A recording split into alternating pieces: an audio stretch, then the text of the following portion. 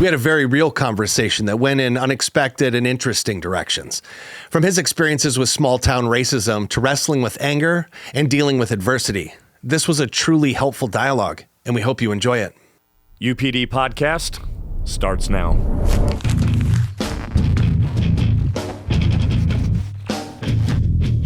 Get ready to meet Elec Simon, a powerhouse percussionist, former Stomp performer and motivational entertainer who is drumming up change and purpose wherever he goes. From hyping up NBA arenas to inspiring thousands in schools and prisons, Elec brings unstoppable energy as the ultimate hype man. Friends, welcome, Elec Simon. Yay! Thank you so much, man. Welcome, Appreciate man. you. We have an audience over there, y'all. They just can't see them. They can't, man. We've been really excited for this, man. I got to know you when you lived here before. When I got the message that you were moving back again, that was exciting.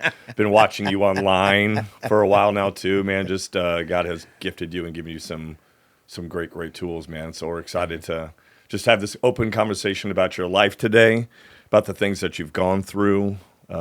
This is part of a series that we do here. So we do different topical series. We've been talking about the issue of adversity. So kind of our theme here today is going to be on this issue of adversity, things that you've gone through in your life that have been hard situations, what you've done to how you failed in those situations, also how you've overcome in those situations. And our mission here today is we just want people that are listening to know they can do hard things and that there are people like you that are out there that have been overcomers. So looking forward to this conversation with you today. Awesome. We want to start at the beginning with you, man. Where are you from? From the Ohio Valley, born and raised. The Ohio Valley, if people don't know, that's the east side of Ohio. Steubenville, Ohio, Wheeling, West Virginia, Pittsburgh, Martins Ferry, Ohio, Bel Air, Ohio. You know what I'm saying? So we're right in there. That's where I was born and raised. So you grew up there. How's mom and dad? What kind of household did you grow up in? Middle income, low income, high income? Man, if you had money and you bought Sunny Delight, my mom bought the juice called The Sun Is Up. Yeah. You mean? Yeah. If you had Fruit Loops, we had Fruit Rings. Yeah, we had orange drink. Yeah, orange drink. Tony the Tiger didn't look. We didn't have. No, I take that back because Frosted Flakes is my favorite cereal.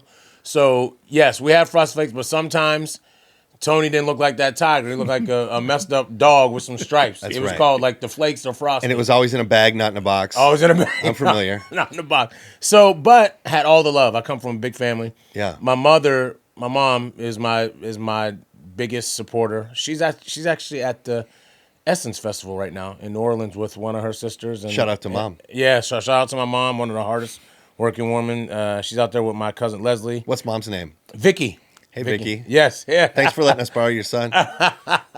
So growing up, yes, poor, but had all the love. All my friends that had money always wanted to be at our house because all the aunts, all my cousins, all the the cookouts, you know what I'm saying, and everything like that. Like friends that had money. Well, my friends, we were both. I had friends that had mom and dad in the house. My mom and dad got divorced when I was 5. When I was 5. My dad's Eddie Simon, a.k.a. Bubba Simon. I love my dad. He was a beast on the football field at Steubenville, at Big Red, Steubenville, Ohio. You people should call him the mayor of Steubenville. My dad hit hard. He hit hard. And he coached a lot of kids in that city, in the city of Steubenville. Coached them on the football field. So everybody called him coach. Called him the mayor or going to call him coach. Mainly coach. And I get that grit from my dad. Fast forward, growing up, as a kid, I would spend time at my dad's on the weekends, be at my mom's during the week, or be at one of my aunt's house. Or how far away did they live from each other? Steubenville, Smithfield was about 20 minutes away. Did you have two different sections of friend groups then, kind of too? Yeah. Two different sections. So Steubenville, Steve Phipps.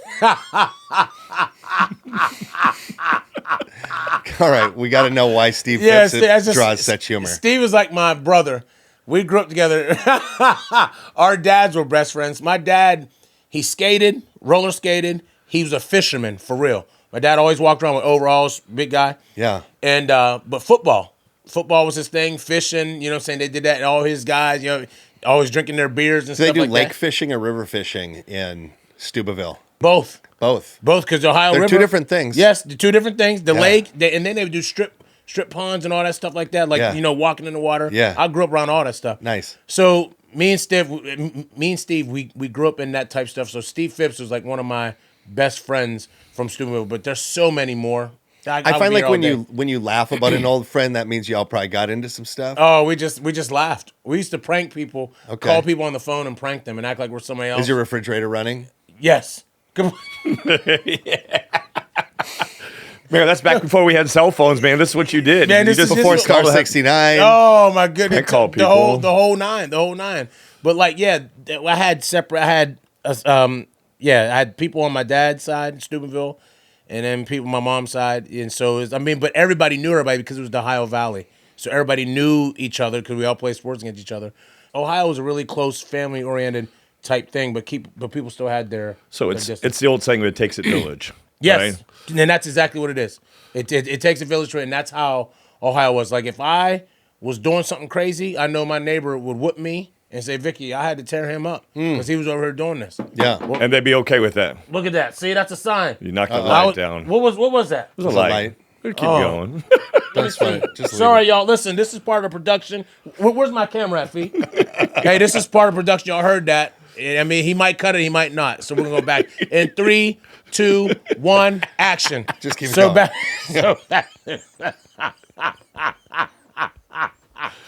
Oh, I love you, goodness. man. So back to it. Yeah, man. So, I mean, that's how it was. It takes a village. And we got whipped by other people's parents. And that's what y'all are missing today. Yeah. These kids are doing anything they want to do and going crazy. I said, man, y'all have no clue how easy y'all got it. If my neighbor or my mom's friend see me doing something, we was going to get tore up right there. And they was going to take it like, look, he did this. I told him, all right, thank you. And that's it. Vice versa. My mom see you do something, you're going to get snatched up. And it just, you know, and that's why the morals, that's why I am who I am today. And that's why even in Walmart, if I see some kid acting up, I'm like, listen, bro, your mom's sitting there talking to you, man. Be quiet. Be quiet. He's looking at me. And the mom will say, thank you so much. Yeah. Thank you for that. And I'm like, come on, man, get it together. I just did that last week. I was like, bro, he's screaming, cussing at his mom. I said, excuse me, ma'am, I was like, bro, how old are you? He's like, I'm 7. I was like, you got to clean this up, bro. You got to clean this up right now. That's your mom. You only get one. Well, And how much of that is that male voice interjecting and being something that maybe he doesn't hear? Enough said. Right. There it is right there. So when you were growing up in your household, was church a thing for you guys? Yeah. Tell me Grew about up- that. Grew up in church. Pastor Lauren Mann in Pittsburgh. He was on Channel 11 News. He was an anchor on Channel 11 News. He was my pastor, Pastor Lauren Mann, and then I grew up in Wayman. He was a pastor and an anchor on the news. Channel 11 News in Pittsburgh, Pennsylvania. Yes, Pastor Lauren Mann. And my mom sang in the choir. My mom was a gospel promoter, so I was always backstage watching bands warm up, sound check. Because my mom was a promoter and a stage manager for gospel shows. So I seen BBCC Winans, Edwin Hawkins, Shirley Caesar, all these big time gospel people when I was a kid. Yeah, so I grew up in it. Youth conventions, the whole nine. Both father and mother in church, or just mother? No, my dad was fishing on church. He was drinking his bush and drinking. My dad didn't go to church. My dad's side didn't go to church at all. What was his approach to church or to faith? Not really. He really didn't. You ever be like, you ever like not talk to somebody about something because you know they just don't have no interest in it? Of course. You ever been like that? Like, Yeah. okay, if somebody loves football so much, they can't stand baseball, but you love baseball. Hey, man, did you see Derek Jeter? Like, no, I didn't see him. 'Cause I don't care. My dad was like that with church because my grandma was full-blooded Black Cherokee, so she didn't go to church. My dad on that side. Your dad's mom? My dad's mom, Ida Mae, got her feathers, got her name tattooed on my back. Full-blooded from Valdosta, Georgia, Black Cherokee, like the.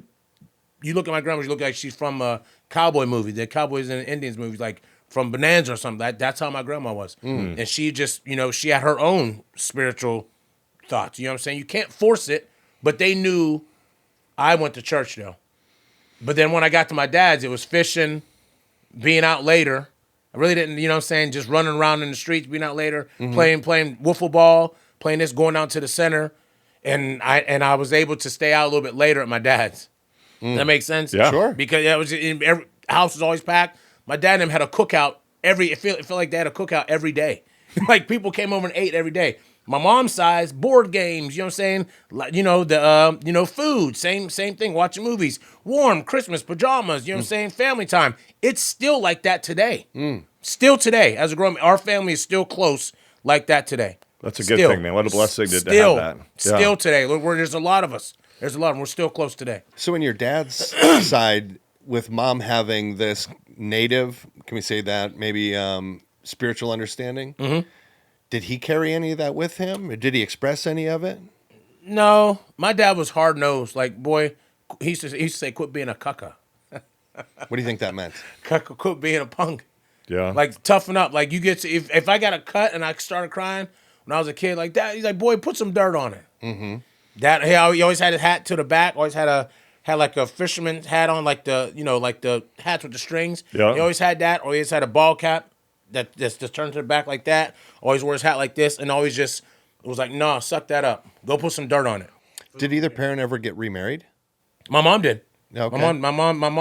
My stepfather, Mr. George Hogan, rest in peace, comes from Canton McKinley, from Football Hall of Fame, Canton McKinley. He was the first black sheriff of Jackson Township. My stepfather was a sheriff, Jackson Township, and they called him Captain Hogan. Yeah. So when you were a kid, he was the sheriff? No. My mom got married when I was in college. Okay. I was in college. I was going to Akron U at the time. Okay. And they was married for 22 years, I think, 23 years. Treated my mom like gold, and he passed away like 3 years ago. 3 years ago he passed away. Did you guys have a good relationship? Yeah. I love Mr. George. Great. And Mr. George from Canton, Ohio, where my mom lives now. You know what I'm saying? Yeah. She's been there for a long time. You talked about in your bio that racism was an issue growing up. Tell me about that. I want to hear about it. Is this okay? This is it. Okay. So in the Ohio Valley, I'll never forget this, and I'm not bashing because it made me who I am. That area of the Ohio Valley, very, very racist. I got called every name in the book, from coon to monkey to the N-word. I'm not gonna say it on camera. To the N-word, to everything. And jokingly playing racist remarks. I remember Black History Month. I felt so uncomfortable sometimes sitting in the classroom. How many other black people were in your class? Man, there was me, Charles, Milford. I grew up in a predominantly white school. That's why my cousins in Steubenville used to say, "Elec, you act white," because Steubenville was predominantly black. Martins Ferry, Wheeling, it was more culture there, 10 minutes away. Mm-hmm. But where I was, remember that movie Varsity Blues? Absolutely. That's how my high school was. Okay. It kind of reminded me of that, like a couple black people here and there. Black running back, and that was about it. That was it. But my history teacher, who was my favorite teacher in the world, Mr. Crow, who changed my life. The reason why I'm doing what I'm doing now is because he took me to New York City on a class. Is he black or white? White guy. Actually lives in Florida. And just growing up, like Black History Month, used to see like Martin Luther King, and they used to do like little black things on the, like put like black like posters like, hey, this is Sojourner Truth, this is Booker T. Washington. You would see kids talk about them, and you'd be raging like, okay, I can't. But one time I tore this kid up. Why would you be raging? Just mad, just like I want to say something. Because you see them up on the wall? No, I see how they reacted to them. How would they react? And like, oh, what is this? Who's this Martin Luther King? Making small jokes, or they would play something on, on TV. You know when they rolled the TV in back in the day when we was kids. You know what I'm saying? They play, this is the movie Roots, or this is blah blah blah, and they be laughing and seeing people get, and that bothered me. So one day, kid called me the N-word, tore him up, cooked him. Then from that day, I was like, I'm physical altercation. Cooked him. Yeah. I cooked him, Andy. Yeah. When I tell you I cooked him. Then went into the principal's office. I said, look, he called me an N-word. I'm done taking because y'all ain't doing nothing. Then I started calling administration out as in high school. Like, look, y'all, no, it's junior high. I was like, y'all ain't doing nothing about it. My freshman year, listen to this. My freshman year, I'll never forget this as long as I live. God is my witness. You can run the tape back if they have it on WTOV 9. On the bus, walking off, there was a bus. There was these kids. I don't know if I can say, man, I'm going to say it. His name was and there was some dudes. They was making these little KKK dolls and putting them in the window and showing us. It was a big race war at my high school, Buckeye Local High School. I'll never forget that. And anybody who went there will say, he's right, he's right, he's right, he's right. Those of y'all watching, you know I'm telling the truth. You know what happened. Let's define this a bit. You say race war. So it was like you and a gang of other black dudes were fighting a gang of white dudes? It was just white people just hating black people and black people hating white people. Yeah. Or us saying this, Andy, like, why do y'all hate us so much? But, okay, if you guys are going to keep doing this, we're going to fight you back. Okay. Just doing little small things, like making like a little rope with a thing, like showing me like that and making like a little, just smaller thing, like having This the was when you were a freshman in high school? Freshman in high school. They used to have shirts called "You Wear Your X and I'll Wear Mine," and it was a big rebel flag. I don't know if y'all remember, they had shirts that said that. You wear your X, which are talking about Malcolm X, Right. and I'll wear mine, and it was a big rebel flag. No, I never seen anything. That's what I'm saying. If I find a tape, if I find an old shirt and find an old clip from that thing, I'm gonna send it to you. Yeah, sure. I'm gonna send it to you. So, experientially then, how did that affect your relationships with white people as a whole? Or was that a community thing that was happening, or was it just a select number of people that you found that happening with? It was just a select number of people. Okay. Select number, because some of my best friends are white. Okay. Some of my best friends in this world. So it wasn't everybody in the community that this was happening No. with? So even in high school, you still have some white friends that you're associating with. How did they receive that kind of was racism mad. directed at you? They were upset with the people that were doing it. And I rolled with some barbarians. Yeah. Still to this day. Still to this day. Clearly. Yeah, no, yeah, clearly. So, like, and to be honest, they were upset too. They were like, like, what is going on? But we was just angry. To put that period at the end, there was always some type of racial slur going on where I grew up, but I made it through that. But like I tell people, even on my social media, like some people, I'm not going to say no names. This guy always talking about, white and black and all this, keep a separation. I said, and I put it on my story, saying this dude's a clown. Some of my best friends who are white, Italians, white, would take a bullet for me more than somebody that's black who's called my friend. They would be there ready to bang with you one-on-one. Mm-hmm. So don't give me that blah, blah, blah, blah, blah. Like, So it's more of a content of your character, to quote MLK. MLK. It is, but I'm not even going to, because everybody does that. Everybody quotes Malcolm X, Martin Luther King. I'm quoting Elec. Like, look, everybody white ain't racist, so get off of that. Right. Some of my best friends will cook you if it came down to war. And look, they're white. But here's the thing, bro, homeboy. There's white people that grew up poor too, and got called that's what I'm saying. And got called and got made fun of racist from brothers from other races and got put. So how can y'all say that? But then again, you can't say you believe in Jesus and be racist. Uh-oh. They ain't ready for me, Felix. Y'all ain't ready. You can't say you believe in Jesus and be racist. You can't say you believe in Jesus and get mad if your daughter dates a black guy, or gets mad if your black son dates a white girl, or gets mad if somebody y'all can't do that and then throw Bible verses. You can't do that. Let's unpack that a bit. I think that's a very interesting and obvious, in my opinion, assertion. But what makes you be able to say that? Because I see it around. I'm thankful. What do you see? I see people throw Bible verses around. I see people say, where? In the world, social media. In social media. Social media, the world, anyway, in Publix. I don't know. Public, social media. Oh, yeah, well, I love, coming to our church, blah, blah, blah. Jesus this, Jesus that, Jesus this, Jesus that.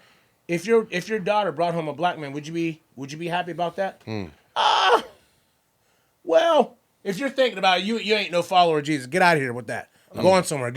We're on the same page. Get out of here with that. We're on the same page. But I'm lucky, brother. I'm brother, and Carol's white.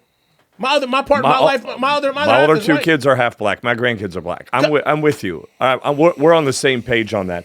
We're just always trying to make sure that we're being as specific as possible, because we agree with you in the sense that I don't think all white people are racist, obviously. I also don't think all black people are racist. I don't think all Hispanic people are racist or Asian people are racist. I think also the point that you're making there with understanding the heart of Christ is acceptance. So if you can't accept somebody because of an immutable trait, then I don't think you've fully understood who Christ is. Oh. Come on. Uh-oh. Right? Uh-oh. And I think that's what we're trying to define here. Yeah, God gave us two things. Love the Lord your God and love your neighbor. That's it. Who's my neighbor? Alec's my neighbor. I'm your neighbor right now to the right. Well, right. Yeah. That's the whole thing. So we're on the same page there. This is clearly something that is a hot button for you. Yeah, you're passionate about it. Yeah, I'm gonna be honest with y'all, and I know I'm on the podcast. Don't ever apologize about something being a hot button for you. No, especially passion. Yeah. Because you have to understand, I love all people. I'm a big Clearly. human teddy bear. Clearly. You know that, but don't. A lot of people will take my kindness for weakness. I'm happy. I'm always telling people I say, hey, love you, brother. First time, feel it, man. Hey, love you, man. Love you. Pastor Ryan, love you, man. Love you. I'm like that. Yeah. But when it's time to cook, I'll cook you. I'm gonna get down with you. And if it's freezing cold outside on the pavement, if it's burning hot outside, I'm gonna get down with you. And I don't get tired. I'm gonna get down with you. But I'm a lovable person, and I try to bring people together. But here's what y'all want to hear, and I know it. I'm figuring it out now. Okay. I'm still mad deep down inside watching stuff online. Yes, you are. I'm furious because I'm like, oh, my white friends, y'all ain't sticking up for us right now. Why don't y'all, if you love me so much, why ain't you saying anything about this? You know this is wrong. I'm not in politics. Don't want to get on it. Not doing it. I'm not doing it. Good. We don't do it on here. Yeah. So if I see... It's not a political issue, by the way. Yeah. It's not a political Race issue. is It's cultural. It's a cultural issue. There it is. Yeah. But if you see something wrong and you see how somebody's treating somebody of color, and if you're white or if you're black and see some, and you just sitting there chilling, that means I'm your token black. Oh, I got a couple black friends. I got Elec. You know, he does shows for me and stuff like that. You're not saying nothing. That right there is a silent killer for me, because I'll put stuff out there every now and again, like, oh man, I'll put something on the story, but like, I'll see people that claim to love me that won't stick up for black people or won't say this is wrong. Then the number one thing I hate is, oh, don't give me that black stuff. You don't have a clue what's going on. Nothing against y'all.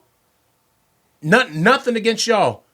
The world's gonna look at you different than it does me. And if you don't think that, there's something wrong with you. If people say, oh, look, I love you, I don't see color. When people say they don't see color, get out of here with that.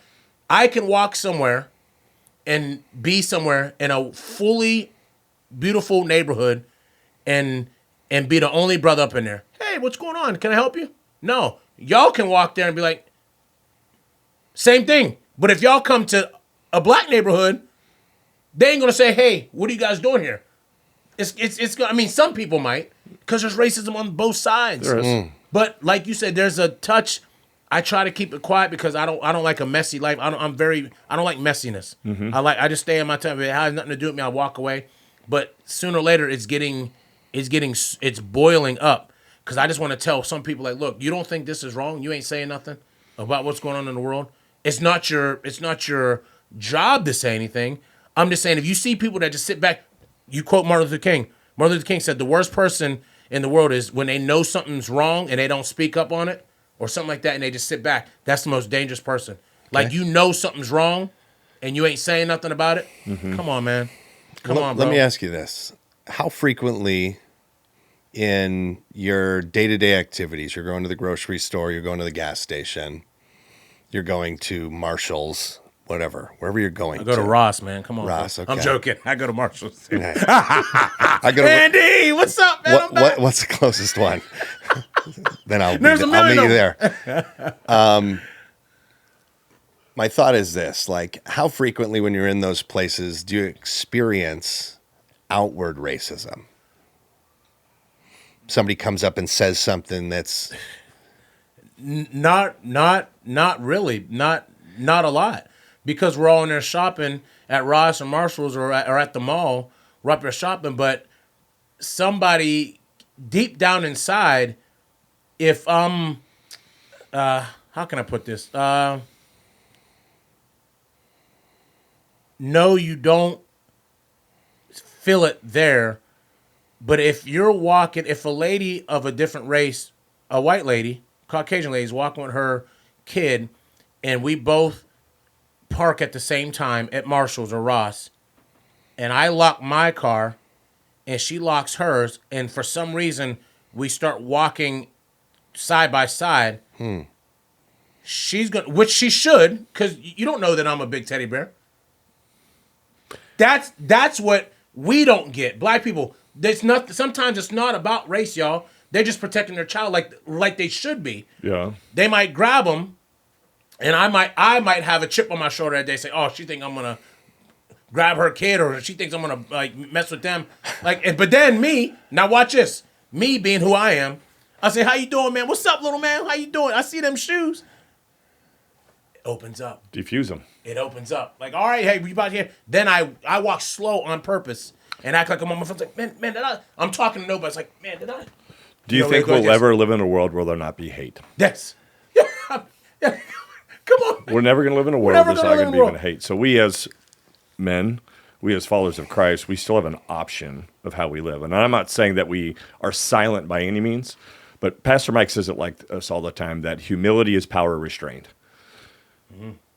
We see the life of Christ. He lived this as meekness. And so the purpose of what we are to do to love your neighbor as yourself is that we are to set a different example. I love the way that you diffuse that. I love the way that you handle that with people, because you have the capability with your personality to see something, be aware of what's going on, instead of having the chip on your shoulder to be like, this is a white-black thing. Very well may not be. Maybe a mama protected her kid. It could be any guy that walked up that has your presence, your stature, right? It's hard to tell how big a human is when they're on camera like this and in a chair. I'm about 205 pounds. Elec is 250. He's a monstrosity. He's very strong. Here's why I say that. If I get out of my car and a young lady gets out of her car next to me and we're both walking towards the mall and it's 50 yards to the mall, let's say, I'm absolutely going to do exactly what you did. I'm white, clearly. But I'm going to do the same thing. I'm going to fiddle around on my phone to slow my pace if I feel like it, or I might actually walk to the other side. Why? I don't want her to feel like there's this pretty hulking guy myself, powerful looking, behind her, potentially a threat of some sort. I want her to not feel that way. Mm-hmm. I will intentionally go a different direction or slow my pace or take my time so that she doesn't feel that way at all. I think in my mind, I'm trying to just be considerate of what somebody, and probably overthinking it. Maybe. You ever seen that? There's a GIF or a meme, one of the two. I forget which one it is when it's action. But there's a guy that's following some lady, and he's like, "Do you see me following her home?" And by the end, they're running because she's running ahead of him like, he's creepy. And he's running along like, I'm just trying to make sure she gets home safely. Oh. And it's two white people in that clip. And it's like, no, she's running because she's scared of you, goofball. And he's not quite tracking that her fear is there. My point of it is this. What could be simply just, well, going back first. You're talking about if you go into a specific place, if you go into the department store today or you go in the grocery store today, you're probably not going to experience anything outright. Right. We also think, and the business that we're both in, yourself and us, social media is a necessary thing to interact on there. It's the only way for us to get our videos out, obviously. And you have to have a presence there, and then you have to be intentional about that presence and what you're displaying. Mm-hmm. So to also be on there means to see everybody else's stuff that's on there. Mm-hmm. What do I mean? We certainly get plenty of various hate things. Andy was showing one this morning from a previous interview we did where the interviewee talked about abortion. And of course, the anti-abortion crowd and the pro-abortion crowd come out and start writing all this stuff that's very one-sided. I think we live in a world where the easiest way we can go about responding to anything is black and white. It's either this or that, rather than trying to understand maybe the greater picture of it. And our intention is always to try to understand the greater picture, to try to see the gray in between things. Mm-hmm. So I get all of that now said. Do you think the majority, at least as an adult, of the racial issues that you see are online? Or do you see more, or is it a split, or is it an 80-20 to your actual day-to-day experiences day to day? Yeah. Versus where's the majority of this? And then let's talk about the minority of it. I'm assuming, obviously, by what I've said here, I'm biasly setting up this dichotomy here, but it seems like a lot of it's social media. I'm not saying there's not racism. And I'm not saying, I don't even know how to quantify the amount, frankly. But it does seem like there's a lot of it online, but the experiences I personally have are less. And I'm wondering if, I feel like if somebody was doing something racist out in public, and in fact, I have examples of this in my life, that if somebody's doing something racist, I will step in. But it has to be in front of me. I'm not going to go involve myself in some online spat. I don't know if these are even real people. Mm-hmm. So I get, and then yes, I'll see a video and it's happening in Los Angeles and it's two different people yelling at each other. I'm going like, I live in Florida. I can't do anything about anything in Los Angeles. And it's sad that that's happening. I don't know why that's happening. Is it performative? I'm always suspicious of stuff that I see online. Call me conspiratorial. But like my day-to-day interactions are so pleasant. I've lived in black neighborhoods, primarily black neighborhoods, for long periods of my life. In fact, when we first became friends, come to my neighborhood.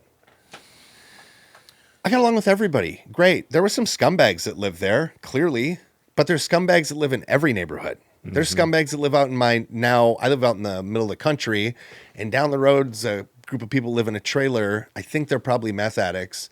The traffic that goes in and out, a bunch of white meth people, and they go in and out of there all the time, and it's every bit as disturbing as anywhere else that has those kind of disturbing characters.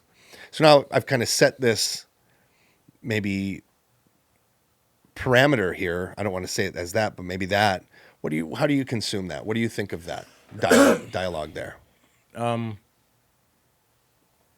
Well, if anybody has a cell phone or a computer, you're going to see racism. Mm-hmm. Sure.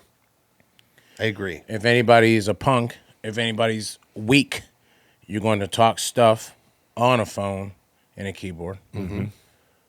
Therefore, to answer your question, do we see it out in the open? No, because people are phony and they're scared when that heat hits them.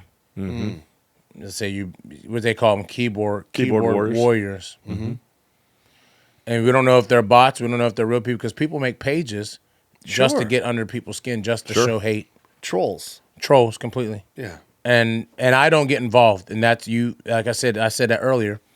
I don't know if that'll get cut or not. I try not to. Cut anything. Okay. Well, I try not to get involved. It's so, because I'm building a brand. Mm-hmm. I have kids that follow me. Right. Yeah. I can't be going crazy, cussing and going nuts online, and this kid say, "Brother, you told me to block the distractions out, but you sitting here doing it." Great point. Which brings me to another point, and I'll talk about that later. This is what's going to hit me hard, and I want to talk about it today, but I'm going to talk because you already set it up, so I might as well go through it. Let's go. And I don't care what none of y'all say back in Ohio. I don't care if you call me a sellout, Uncle Tom, because y'all all did it before. Because I chose peace. I chose not to do nothing crazy. I chose not to be acting a fool. But some of y'all turned your back on me. And then once you figured out what I was doing, like I was trying to keep peace, now you want to try to come talk to me. Nah, brother. Anyway, y'all sure y'all want to have me on the show? Yeah. Because I'm talking to them and y'all. I want you to unpack that, what you were just talking about right there. I'm going to. Watch this. Okay. Watch this, Brother Andy. Watch this. To say what he said, Brother Andy, to him say, hey, do you see that? No, I don't see it out in the open. You might see a couple people getting a scuffle on social media, like 2 guys fight, and then the headline says one guy called him the N-word. How do y'all know? Was y'all there? Right. Y'all don't know. Y'all just see a white dude and a black dude fighting, or a black lady and a white lady fight. Y'all don't have a clue. Oh, why? Because they got this certain hat on. Uh-oh, here we go. This certain red hat that says this. They're fighting this person, so automatically you think that certain hat that says this make blah, blah, blah, blah, blah, and this black dude is fighting them, you think automatically they're fighting because of that hat. Maybe blah, blah, blah, blah, blah. Maybe the guy wearing the hat has a black wife. So context matters. But this is what I was saying earlier. Okay. I see it through a different lens. I get angry because people that do wear that hat are racist. Some of them are closet racist. Well, I got a couple black friends. Elec, what are you talking about? What does that mean? But me, I try to show love. I try to keep my mouth shut. I try to say what's right. They talked about Jesus all the time. They talked about him. He's like, he didn't care who, but I try to stay in my lane and just mind my business, but don't get it twisted. I get mad sometimes. I got people who's on this side. I got people who's on this side. I just go for the truth. I just go for truth and just for what I want to believe in and what I want to go with. But it's mainly social media, y'all. It's mainly social media. That's what separates us. I think it's pretty obvious that it's mainly social media. In fact, the examples you've just given me were all social media based, in fact. Exactly. It's videos that you saw. It wasn't an altercation you stumbled upon when you went into Publix. Right. Who are you speaking to and why when you were calling out people from your past? What was that about? That sounded a little more personal. That sounded like something you might actually witnessed. Y'all are funny, man. I knew y'all was gonna dig deep, huh? Y'all love this. Look at Brother A. That's my boy right there. He walked up and hugged me in church. That's my boy. I think it's interesting. Here's why. This is what makes you who you are. This is what has formed Elec Simon in your personality, your temperament, right? And this is what gives you a voice for people. So as a person who has a voice, you have choices. We all have choices. Right? And so the Bible, Jesus gives this example when it comes to confrontation. He says, turn the other cheek. Turn the other cheek doesn't mean I'm going to let you just sit here and walk all over me, but it means you have a choice. If I'm going to set the example that I'm a follower of Christ, then what I do when I'm in person, like by myself, and what I do when I'm out in the open, those two things have to line up because that's integrity. That's where integrity comes in. Now, there's also a necessary thing that you're a voice for the weak. Pastor Mike says this all the time. The strong take care of the weak. Strong take care of the weak. But I have the opportunity to infuse myself into certain situations that need me to infuse myself in them, or I can sit back and choose to be Christ-like and not be the person that's just going to make threats to people. Because at the end of the day, where's the advantage to that? Having said all that, you called these people out and you said, call me Uncle Tom, call me a sellout. Tell me about that. What does that mean? When did that happen? Let's unpack the actual experience. Y'all ready? Yeah. 2020, what happened? That's when all the what started? Yeah. The riots. Right. May 29th. I will never forget that day as long as I live. As long as I live. May 29th, 2020. It was the worst day of my life, but the best day. In the city of Canton, Ohio, where I lived. That's where my mom lives. I remember that day. I remember that whole day. I went to the gym and, remember, oh boy, got killed. George Floyd. Got killed. I was like, oh man, that's sad. You know what I'm saying? I'm from Minneapolis. He got killed where I used to live. Oh, okay. Yeah. Minnesota, right? Yep. Minnesota, yeah. I'm like, man, that's sad. I was angry. I was mad. You know what I'm saying? But what started it was people online saying, oh, we don't know the whole story and we don't know the stuff. So just I'm like, what do y'all mean? He got killed. We don't know the whole story. I get that. But this is me trying not to be that angry, what they put on us in the world, angry black man. So we're not allowed to get angry. Because soon you get angry, look, there they go, they're mad. Listen, not saying nothing about that. That all was going on, right? I'm gonna get through this. That's all going on, right? Social media, he passed away, George Floyd, blah, blah, blah. People already starting, blah, blah, blah. A couple other, Tamir Rice, a couple other deaths happened, blah, blah, blah, blah. I stay far away. I'm like, man, this is sad. God help us. People that just want to be loud but never do anything, just always the ones on social media. We need to come together and do community. They throw that community word around so much, but you're not putting nothing together. You're not putting anything together. People do that a lot. They do that a lot. They say, oh, we need to do this. We need to do this, baby. Y'all, but y'all ain't doing nothing. Fast forward, May 29th comes. Something online. Old friend of mine, don't talk to him no more. He's like, hey, man, whose side are you on? Ours or theirs? Kind of like bullied me. So what do? I can't fold. Yeah, I'm going to be, well, there's a protest going on today. One of my friends came over. He's like, yo, we're going to go down to this protest right outside. This is when I lived downtown Canton, right outside where the protest was. It went on forever. I was like, I'll go down. We'll do a peaceful one. Went down, did a peaceful one. I sang Lean On Me. Sang this stuff, Lean On Me and all blah, blah. I ended up being number 5 on the BuzzFeed. Remember the BuzzFeed? That was all they had LA, had all the people. They had New York City, they had all the people of the riots. I remember I was 5, it said Canton, Ohio, and it was me singing Lean On Me. People like, look at this Uncle Tom ass N-word. Look at this Uncle Tom ass N-word. Online. Okay. Who's this? But then people's like, yo, this is gross. But then more of us was like, yo, this is dope. He's trying to bring priests. Who is this brother? So like, I'm not using actual fact, numbers. Picture 900 people going against me, but then 5,000 was with me. Look, I focused on them 900. Why? Because I'm just angry. I have a temper. Where do you think that comes from? The focus on the negative over the positive. Because I always have to prove. Why? Where does that come from?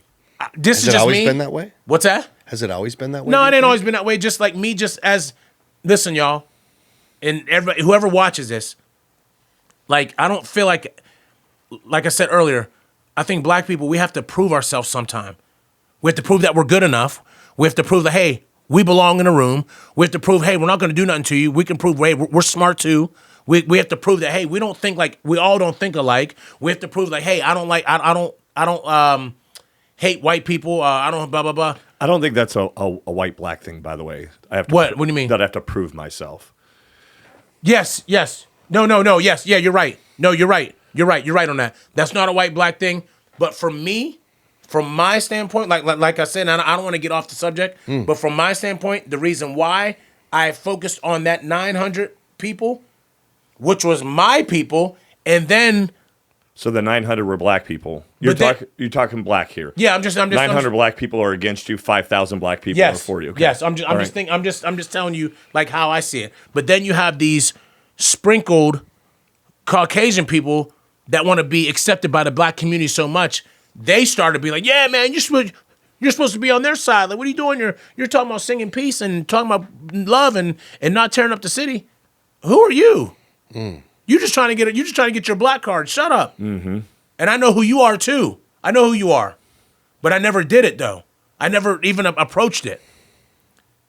Fast forward. This is still May 29th. This is still May 29th. Okay. Downtown. I'm singing Lean On Me. People come together. They got the signs. Peaceful. I'm like, yeah, let's come together. Let's make this thing and try to come together. Let's make something good out of this. Here come a whole nother wave of people. It's on and popping from there. Chanting. Going in front of the police station. Who are these people? Just other people. Other people just that was mad at the city. I'm like, first of all, y'all, he didn't die here. So what y'all going crazy for? He didn't get killed here. Nobody did nothing here. Why can't we just keep doing a peaceful thing? But the thing about it is, I got bullied into that. I got my back against the wall. Yo, man, because people know I'm with a lot of white people. I'm with a lot of black people. Whose side are you on? Who's asking this and where? I'm not a snitch. No. Is this people coming to your face and saying, hey, man? People online and people I knew. People that you know. Posted it on thing. I'm not a snitch. Yeah. That's just how I am. So a friend of yours is posting online. Which side are you on?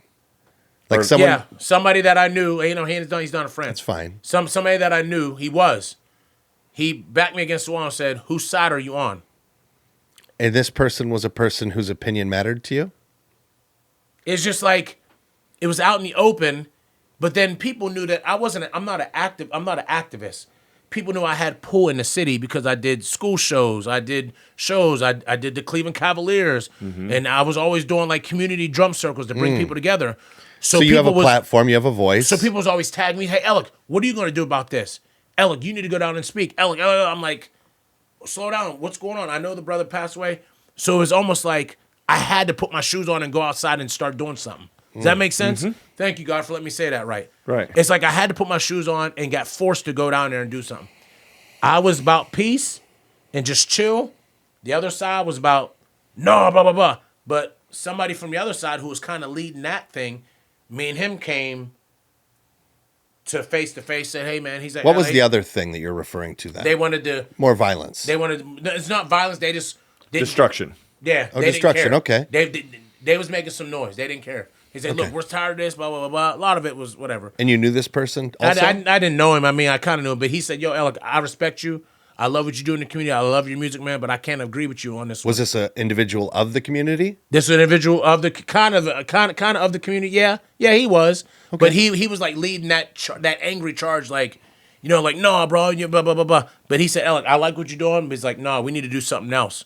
Okay. Because we're sick and tired of this. I said, yo, bro, I get it, but what are we gonna gain by doing something, breaking this and doing this? Oh, I said something like, I get it, bro, but what are we gonna gain by doing angry stuff here and cussing these people out and trying to burn stuff, blah, blah, blah, blah, blah. He said, yeah, I feel that, man, but I ain't on this peaceful stuff. No, man, but I get it. So I'm like, okay, my work is done. That for a month, they was marching. You know, there was riots that went on for a long time. Yeah. I can hear him out my window and look down and see him out my window. And I would ride my motorcycle and stop and say, hey, how y'all doing? I was still trying to make peace. And me and the other people, we didn't have no bad beef. They just knew I was on the positive, and some of them was on something different. Fast forward, and I hate talking about this. But I don't care. I'm on it. But fast forward, the city of Canton. Not everybody. I'm gonna say that again. Not everybody. So don't say, hey man, I seen your interview. You saying all of us? Not everybody. Chill out. One of the main reasons why I moved is because of that. That's one of the main reasons why I left Canton. Like a rift in the community? I was like, I'm not here. It's like black people hated me. The white people who was trying to get their black card hated me. But then I had more that was with me. I keep throwing that in there. I'll keep that with you. Mm-hmm. Had more that was with me. Elec, thank you so much for standing up and being peaceful, blah, blah, blah, blah, blah, blah. But the ones that hated me, like, why y'all hate me for doing something? It's like I had to prove myself to them. And then, because black people, they throw that around. If you're not, so I'm very pro-black. I love being black, but I'm not anti-white. Does that make sense? Cat Williams said that. I'm very pro-black. Yeah. My girl, she's white. Like, what else? Those two things are not mutually exclusive things. I'm very pro-black. I love I'm just pro-people. What do you think? Pro-people. And I'm not trying to be obtuse at all. I'm not trying to. What's that mean? I got C's in school, man. I didn't. No. I'm not trying to be. I'm not trying to be small-minded. I'm not trying to pretend like big things don't exist. Right. So I'm not trying to minimalize anything. How's right. that? It seems to me like this is clearly very impactful to you. Like we hear it in your youth as you came up. Some of these underpinnings of some of this racism that existed in the high school that you went to, where some of these kids had these racist tendencies, or at least the external way they went about expressing themselves was in some weird racial way, like these little characters and stuff. And then it's kind of followed you into adulthood via social media, predominantly. Now, there are actual examples that you're describing here, but it sounds less, when you describe it the way you just did there, where there's these groups of people, there's a smaller amount that are against you, there's a larger amount that's for you and for your message.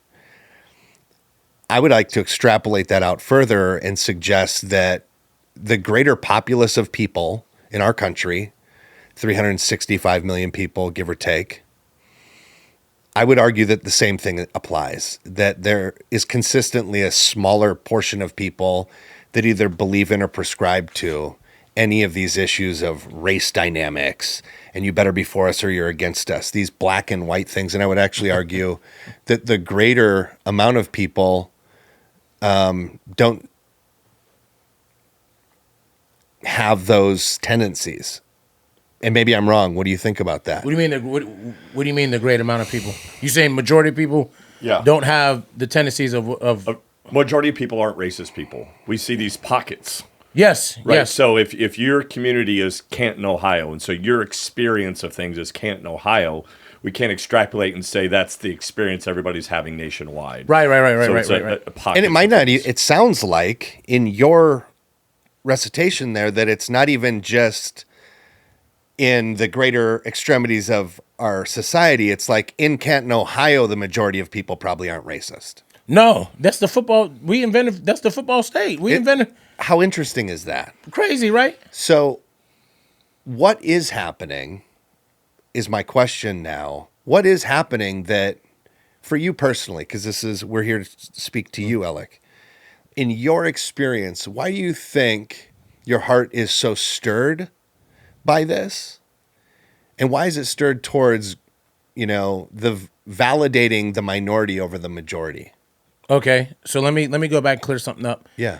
Canton's not where I'm from. That's where I moved. Right, Remember the sure. Ohio Valley. Yeah. And Canton is not racist. I mean, there's racist people there, but Probably this racist is- people everywhere. There's racist people everywhere. But we think it's a smaller pocket. Yeah. We agree on that? Yeah, maybe? yeah. Just very, yes, so much. Okay. Like the Canton, Ohio thing was the May 29th thing, where I was trying to bring peace Yeah. downtown Canton. I was trying to bring peace, and people hated me for that. Yeah. And I still know who you are. People hated me for that. And you're clearly still upset about it. I'm upset, but it's like, why do I gotta prove? It's like, look, bro, I'm black. I look just like you. Why y'all going against me? Because I'm not talking about hate. I'm not saying, oh, all white people are bad or blah, blah, blah, or like getting mad because I didn't even know. I mean, like, you guys are getting mad from a man that died, and you're bringing that energy here and want to do something bad to a city here that has nothing to do with that. Your mom, grandma, cousins work in all these buildings. Why y'all trying to tear stuff up? They work there. I get you're mad. Why can't we just do something peaceful? Why can't we do something peaceful? But nowadays you have to understand that people, they're not trying to hear that. They're not trying to hear that. Especially we're not trying to hear all that because we've had enough. I get it. I understand what you mean. I'm black too, don't forget. But I'm taking a different approach. Oh, you sell out. Nowadays, if you don't take the majority action like everybody else, you're a sellout or I think you being a Christ follower means you are a sellout. completely 100 and to make this clear. Like I didn't want to, and I didn't want to talk about this today. I didn't want to do it, but it's like it barreled up in me. I don't want to talk about this. I don't want my interview to be about race and because I'm a black dude in Orlando, No. Florida. Nobody's gonna We're receive it. fixing to shift gears here. But you understand what I'm saying? it's Though? Like important- on y'all's podcast, No, I don't no. want it to be like that because people's gonna be like, I ain't about to listen No, to this tells the story of who Elec is. Yeah, and we're y'all listen. Y'all don't have a clue. Like I'm just talking about this part Yes. because it just came up. Andy said, "I want you to be on this show." I was like, "Okay, I'm gonna be real. If we talk about something, I'm gonna talk about it fully. I'm not gonna be corny and not talk about it. But I don't want y'all to think this is what I'm on this show for No. to talk about race. But to cover this up, the last thing about May 29th. Yes, I'm still angry about it because I lost friends. Not I ain't gonna say it. I lost people who I used to talk to, but I'm not Yeah. cool. But not every time I go now. Do not cut this, Felix. Please keep this in. We're talking about May 29th. What happened in Canton? Yeah. Every time I go to Canton, I get a sour taste in my mouth because I feel like people are looking at me. Black people more than anything. But more were with me than against me, right? So I'm going to say that again. There was more with me than against me. But that May 29, 2020, when all them riots happened, that was the worst day of my life, but it was the best day because I said, okay, it's time to go. One of the things we've talked about in this series on adversity is that when we go through adverse things, when we go through hard things, we have this ability to hyper focus on that one negative thing, no matter what it is. And so sometimes we lose out on the big picture of what's really going on there. I think this is where the devil is the most creative with this, is that he can take these issues of hate and expound them into something greater than what they need to be, so that we can take somebody like you, who's an effective barbarian for Jesus, and then I can disrupt your life and disrupt you in such a way that I can take you off the course of what God has called you to do, to be a voice and to stand up to be a voice. And instead, I'm focused over here what these negative people were saying about Elec and who Elec is. You know who you are. Yeah. I want to fight them though. I know you I want to do. pick every single person who I know who talk crazy about me. Let's talk and about I want it. to fight them in the middle of the street in front of everybody and cook them and just let you know, like, oh, you want to talk? You're so big bad. I hate when people say, oh, I'm from the hood. Just because you're from the hood don't mean you can throw hands. Just because you're from the hood don't mean you can fight. Just because you're from the hood don't mean you know how to get on that ground and grapple a little bit. I don't want to hear that. So let's talk about that. I don't want to hear that. I want to fight them. We're going to shift gears. We're going to move away from racism here. I think we've extrapolated what we need to extrapolate out of that. Can you please let your viewers know that I'm not a angry person? They're gonna discover that throughout this whole conversation. Felix, listen. I keep saying it. Sorry, y'all. Felix is behind the camera. Don't be. Listen, please let them know. Y'all might have to cut some of the stuff. We're not. Do not let them think that I'm this crazy dude. Like, Andy, why would you bring this crazy? Like, don't think that. Just, hey, trust the process here. Trust the process today, okay? Oh, you know I love you, bro. I hug you every service. I know. When I see you know I love you, bro. Bro, you're my brother. All Trust right. the process today. All right. All right. All right, man. We're going to shift gears here a little bit. And now we're going to talk about anger. We'll get to where we're going. We'll get to where we're going. All right? Jay, you hear that? I got them shoes too, bro. That's funny. It was only in the last year. We were watching, Pastor Rick? Rick Garrett at church. Yeah. Shout out, Rick. Shout out to Rick. He was up on stage, he was preaching. He only preaches about once a year. And he opens it, and he's talking about anger. He's talking about his anger. And he's talking about how him and his wife are having a conversation, and he says something about anger, and she scoffs, if I'm remembering this correctly. And he says, what? And she goes, you're like the most angry person I know. And he's like, what? Me? And he was really just blindsided by it. And as he's saying this on stage, my wife gives me a little elbow. She's trying to draw my attention to. And she's like making sure I'm listening. She's eye popping me. All right, I'm listening. Yeah. And we drive home, and I said, what's that all about? She goes, you sense a little of yourself in that? And I go, me? Basically mimicking Rick. And she goes, honey, you're very angry. And I got to tell you, buddy, it was very hard for me to hear that. I initially wanted to be upset. I didn't talk to her much on the rest of the ride home, because I was like, I'm angry, you're angry. Right. You know? Right. And I think for the next few days, I brought it up to people around me. I brought it up to my guys at work. I own a company, and some of the guys that work for me, we're contractors. We have a big trailer that I tow behind my truck. And specifically, I said, I was talking to my wife. She said, you're angry. And one of my guys, Tim, who's one of my leads, he goes, oh. And I could just sense by the way he received it. And I go, well, you think I'm angry too? And he goes, sometimes. And I go, how does that manifest? And he goes, I mean, dog, you'll go into the trailer and break a bunch of your own crap. And I go, it's my crap. And he goes, I understand, but you're so mad sometimes that only breaking things will like satiate your fury. And he's like, and then there's these other times where you don't have anything around to even break. And he's like, I'm waiting for you to explode.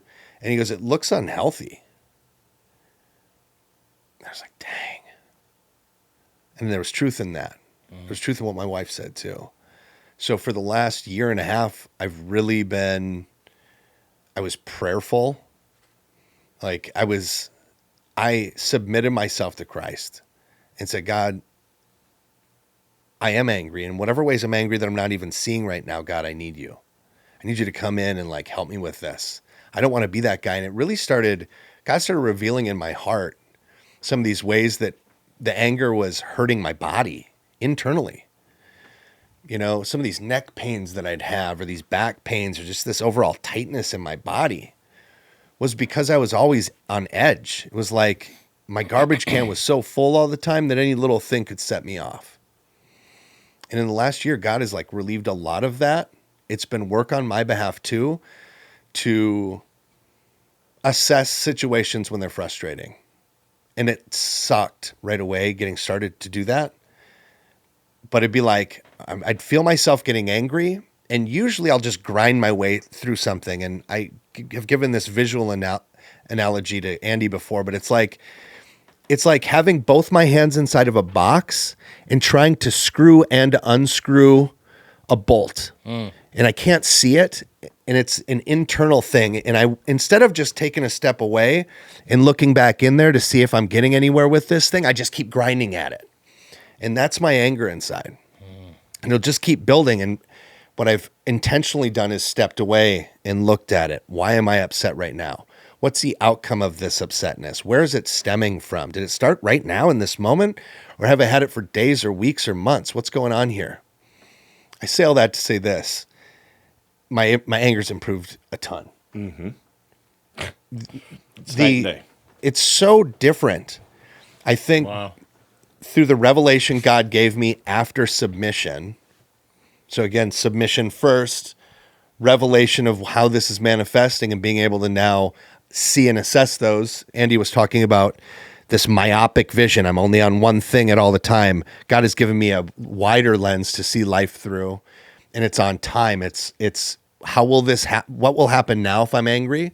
What is the outcome a week from now and a month and a year from now if this anger persists? C.S. Lewis said it like this.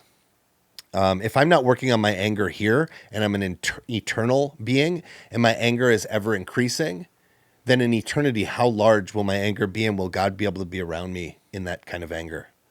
And it's really an assessment I had to make, because there's a lot of truth in that. Reflecting that, how does your anger manifest? When you're angry, we know that you do jujitsu, so that's a great way, and exercise is a great way for me to get rid of some of, not even anger, but extra energies that I have as a man. Yeah. But when your anger manifests, what way does it manifest? Is it external? Is it internal?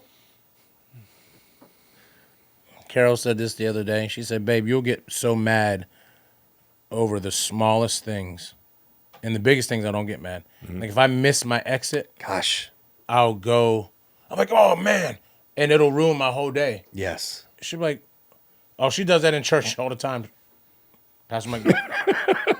I'm like, what? Yeah. That's why I laughed when you said that. I'm like, Sure. Our women are good for doing that. yeah, like, what do you hit me for? She's the one that's around you the most. Yeah, I'm like, she would know. Yeah, she's like, babe, what are you talking about? She'd go like this, listen. But I've had a temper since I was a kid. My mom said that. I can call her right now. Say, Mom, I've had a temper since I was a kid. Okay. Because I'm a perfectionist. OCD. Everything has to be in order. Everything has to be right. But the smallest little things will take my day and mess it up. Versus the big things that's supposed to mess it up. I'm like, everything happens for a reason. But the small things can't be part of that. Everything happens for a reason. I think it's interesting what Andy said a moment ago, which was you have a big personality and you have a great platform and you have a great communication skill, and your joy exudes. The minute you walked in the door here, your joy goes before you. You set the tone for the room. Oh, thank you, man. You have a personality too, that carries the vibe of a space. Thank you. You know, there's four men in here, and the minute you came in the room, you're joyful. We're popping up and chatting with you and feeling joy. So it only makes sense to me, actually, if I was the enemy, if I am the opposition to God, the best way for me to attack you is to steal your joy constantly.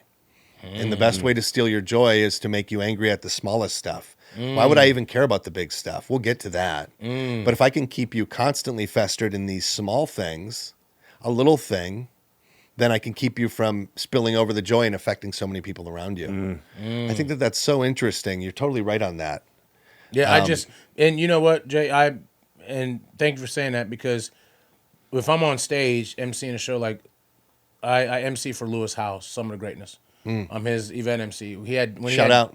Yeah, shout out to Lewis House. Shout out to Lewis House. Some of the Greatness will be at the Dolby Theater where they do the Oscars this year in September. Beautiful. Yeah. Fantastic. Congratulations. Yeah, That'll be awesome. Yeah, we'll be there. And Lewis is actually on the journey trying to be in the Olympics with handball. He's actually been training. But one of his events, because I've been emceeing for him for 5 years. This lady was in the audience. She said, I was having a bad day.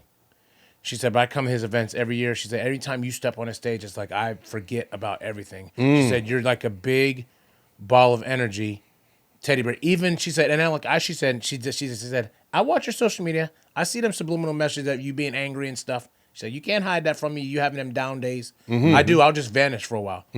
I'll just vanish. Everybody throws mental health awareness. I'll just be angry in my thoughts. Everybody fights demons, and I'll just vanish for a while. And people say, what's going on? She said, I see that, but she said, but you still show up even when you're having a bad day. And she said, I got to tell you, young man, you've helped me every time you playing your drums, your percussion ensemble, you just introducing the next speaker. She said, you have brought me, you bring people joy. And you know what, Jay? Listen, and everybody says that at every event, everything I do. That's my job. I'm an event MC. I MC, I'm in front of crowds every week. Either that or I'm playing percussion, playing drums, or I'm a percussion entertainer playing. And you're effective. I watched your videos. You're effective. I have to. Even when I have some of the videos, I'm having a bad day. Yeah, but you're able to compartmentalize. You're able to take that anger and put it over the side. What we want to know is when you're off stage, when you're not Elec the entertainer, you're Elec the... So if you're Elec who's not communicating with people for 3 days because you're in a funk... What makes me better? Is that what you're asking? How are you finding yourself out of that? I watch... It's something you need to know. We're grown. We're friends. Watching my Fire Stick, watching TV shows, old TV shows, childhood TV shows is what helps me. In the Heat of the Night, Virgil Tibbs. In the heat of the night. People say, you still watch that? Yeah. I grew up watching that. In the Heat of the Night, Fresh Prince, Mama's Family, Lethal Weapons, all Big Trouble, Little China. Lethal Weapons. Enter the Dragon. You know what I'm saying? All that stuff. Last Dragon, all them old Die Hard, all them old 80s dark I can take a nap to.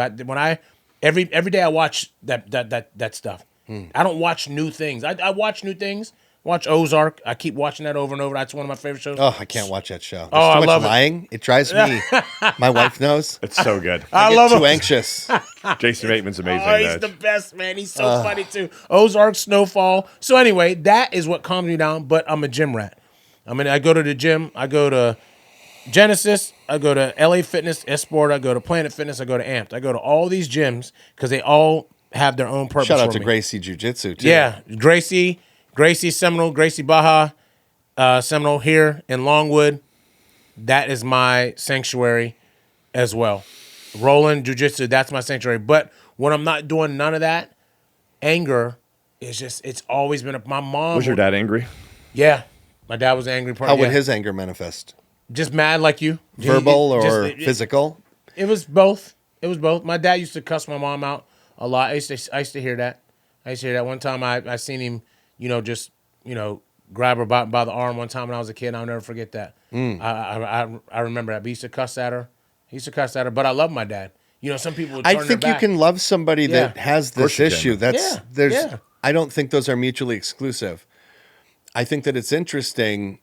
My anger would manifest verbally, absolutely. But also it would be self-talk that was negative. And I would break things, clearly, as I said. So it would manifest in these three ways. Certainly when I was younger, if you were a guy that made me angry, we're probably going to box. Yeah. I might win, I might lose, but we're probably going to box. Yeah, we're going to fight. I lost some, I won some. Yeah. You broke things. I used to do that too. Sure. Just throw things and just hit things. They're my things. I'll break them. Yeah, and I don't know why, but if you think about it, both of y'all, did that make us? It didn't make us better. Just like it felt good. Felt good in the moment, and then I was pissed off afterwards because I broke something. Right? Come on. It would inevitably make things worse in the long run. A, I would minimally have to clean it up, but B, I'm probably going to have to get that thing again because it was my thing. I don't have an abundance of things. Right. So that one thing that was mine that I broke, if it's this table, well, now I got to get another table. Right. And now I'm tableless the next time, and that's embarrassing. Yeah, it is. By the way, it'd be this struggle where I'd be like, somebody'd come in and be like, yo, where's your table at? And you'd be like, I broke it. Yeah. How? Yeah. Maybe make up a story as to why I broke it and not be super honest about why I broke it. Yeah. And it's like, what is that? Yeah. It's whack. That's what it's called. It's whack. I think that it's you said something about this before. In the book of Ephesians, it talks about this battle that we have with the principalities. Yeah. And we call it the opposition or the enemy. But there's a spiritual battle happening, we believe. And I think a lot of these things in our core are part of that spiritual battle. I think that's why the opposition would like to steal every opportunity of joy from you, and they would go about stealing it in these small ways. Mm-hmm. Is because of how effective you are. Mm. Again, you said it with that lady. She goes, I see you. I see this anger thing that you have sometimes. I see how you go away sometimes. She called me out. Right. She called me out. How did that make you feel? She's still impacted. Yes. Yeah. Yeah. By the abundance of joy you still carry. Yeah. How much more effective could you be, Elec, if you could somehow look to, go on the offensive against this anger and maybe start having some victories over it? Are you having? You say victories? go on the offensive? Yes. Offensive. Harness it, basically. Harness it. And to go back, what you said, how'd that make me feel? Or maybe you are. That's crazy you just said that. Maybe I am. That's just saying nobody knows. But going back to what you said, how'd that make me feel when she called me out? It humbled me. I was like, dang, no matter how much I try to hide, people still like, Elec, I see you, man. I know what you're doing. But you still show up. Same thing with jiu-jitsu. I still show up even when I'm having a bad day, man. I have a lot of things on my plate of pleasing the crowd. I have scripts.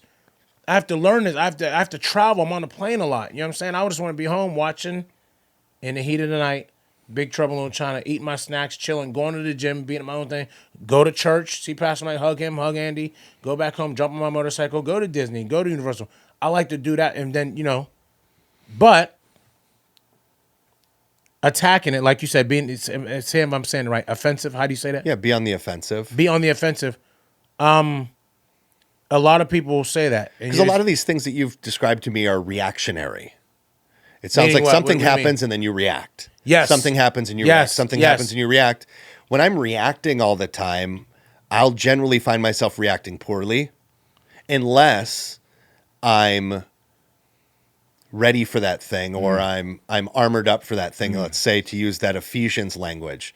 So if I'm armored up and I'm ready for something to happen, it's no longer I have some, let's say, some tools in my belt that I can pull out when this thing happens. So to use your example before, there went my exit.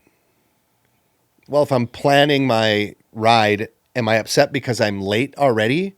And that exit, now that I missed it, I have to go 10 miles more up the road, and that's going to put me 20 minutes behind? Man, is that why listen. I'm upset? Like, the tool there is me assessing what's upsetting me right now, rather than just being upset and funneling that energy into upsetness and why I'm upset and verbalizing it. Believe me, by the way, I will still do that. I'm not saying I've conquered it all completely. That's absurd. Right. This will be a battle of life. Mm-hmm. Right. But sometimes I do assess, like, why am I getting so upset about this? Am I already late? No, I'm not. And maybe I should have left a little early. And you know what? Next time I'm going to leave a little earlier because this exit might not be the exit I take or something might happen. And it's trying to design things a little bit better because, not unlike yourself, I like setting up my life, and I keep a good schedule. I think to be in jiu-jitsu, it's discipline. Mm-hmm. For you to enjoy that, it's one of the most extreme disciplines is jiu-jitsu, I would argue. Oh, completely. And you also you like firearms too. Firearms is another thing. A lot of discipline there. So I like to shape my life, mold my life around disciplines also. Mm-hmm. And when things get out of whack, or if I'm around people who are undisciplined, it's very unappealing, but it's very frustrating too. And it's like all about how I can go about approaching these situations or these people so that it's not affecting me. That's me being on the offensive, being prepared in advance. I like that. And being prepared has helped me calm myself down. But now, the older I get, I'm realizing, like, okay, I thank you, Lord, I have calmed down more. I know I have, because, like, some of that comes with age. It just comes in, and I'm like, right. Man, I used to get mad. But I do, like I said, I do get mad. If I miss the exit, that means an extra 10 minutes, I'm mad. And then I might get to the venue, and my team's like, what's wrong? Oh, something happened. Let's just go. I'm answering them short. They didn't do nothing wrong. They was there. I'm answering them short. I'm being standoffish with them. Why are you doing? That's messed up, Alec. You can't be like that. How do you get yourself out of that? I dig down deep and I start praying, even with my eyes open, talking to people. What does a prayer sound like when you're in that? I say, Lord, I need your help right now because I don't want to mess up. I don't know who's going to be in this room. I need you to get my energy. I need you to just get me right. Yeah. In Jesus' name I pray, man. That's something small. I love that. Yes. Please pause right there. Friends, that's a prayer. People that are lacking in faith right now, people that maybe don't have a relationship with Jesus, that's what a real prayer looks like. Not every prayer is this big floral, all these words are happening and everything's magical and you say the right words and everything. It's very simple. It's a heart placement. You're saying, submission, God, I submit this issue to you. Please step in. I'm not enough. Yeah, my mom taught me how to pray. Well, I love that. There's no magic spell. I think very often what Jonny was trying to say to that, there's no magic words I have to say. Like I have to say hocus pocus and these right words, and unlocks the realm to Jesus that he goes, okay, And now I'm going to listen to you. At the 18th minute of this long prayer. No, prayer's an act of submission. It's to say, Father, I'm weak in this, and I need you to help me be strong in this. Amen. Step in. Amen. That's it. And that's what I do. I mean, my love eyes it. will be, hey, how you doing? Nice to meet you. In my mind, I'm silently praying. I'm like, hey, how you doing? Nice to meet you. Lord, Father God, please help me right now because there's a lot of people here. I got to go on stage here. Please help me. I know I'm angry right now, and I missed that exit. I'm allowed to be mad. You made me this way, but please help me get this together right now. In Jesus' name I pray, man. Hey, my name's Elec. Is stage left? As you say, and then I'll just switch. It just switches. But what don't help when I do that is when I seen the saying, stop being so big on people that are small on you. When I don't get the same love back, that makes me mad too. Reaching out to people or showing love and they don't give it right back like I do, that makes me like, oh, okay. So then I get defensive. What do you think Jesus feels when we do that to him? That is money. Wow. Okay, guys. Stamp that. Okay. So we'll do a commercial break on that one. Ladies and gentlemen, hi. I have the Black Rifle Coffee Company Espresso Salty Caramel. You can always get it. Click the link below and get your salty caramel today. What's the matter? You want to answer that question? Then right back. Hold on. We're going right back. And then we're back on in 3, 2, 1. You think that was our music? Come on, man. I don't know. The little link got to show. But that was just a little commercial break. We had to take a commercial break on that one. I don't know if y'all did that. Listen, man, but Andy, I wanted to throw something at you when you said that. I couldn't find nothing. Listen, My water's man, here. That was spot on. I'm not asking that question throwing a stone. I'm asking that because this is my life. Just 2 weeks ago, Pastor Mike was preaching, and my wife sent me a text and go, "Did you listen to that?" And I said, "Listen to what?" And she's like, basically, he said, those people that have not dealt with their anger, that blow up, need to deal with it. And I just responded back, I was like, blow up? I was like, I don't blow up. And she's like, huh. And it started this conversation about how I respond. And I'm like you, little tiny things that shouldn't piss me off. And I fester on them.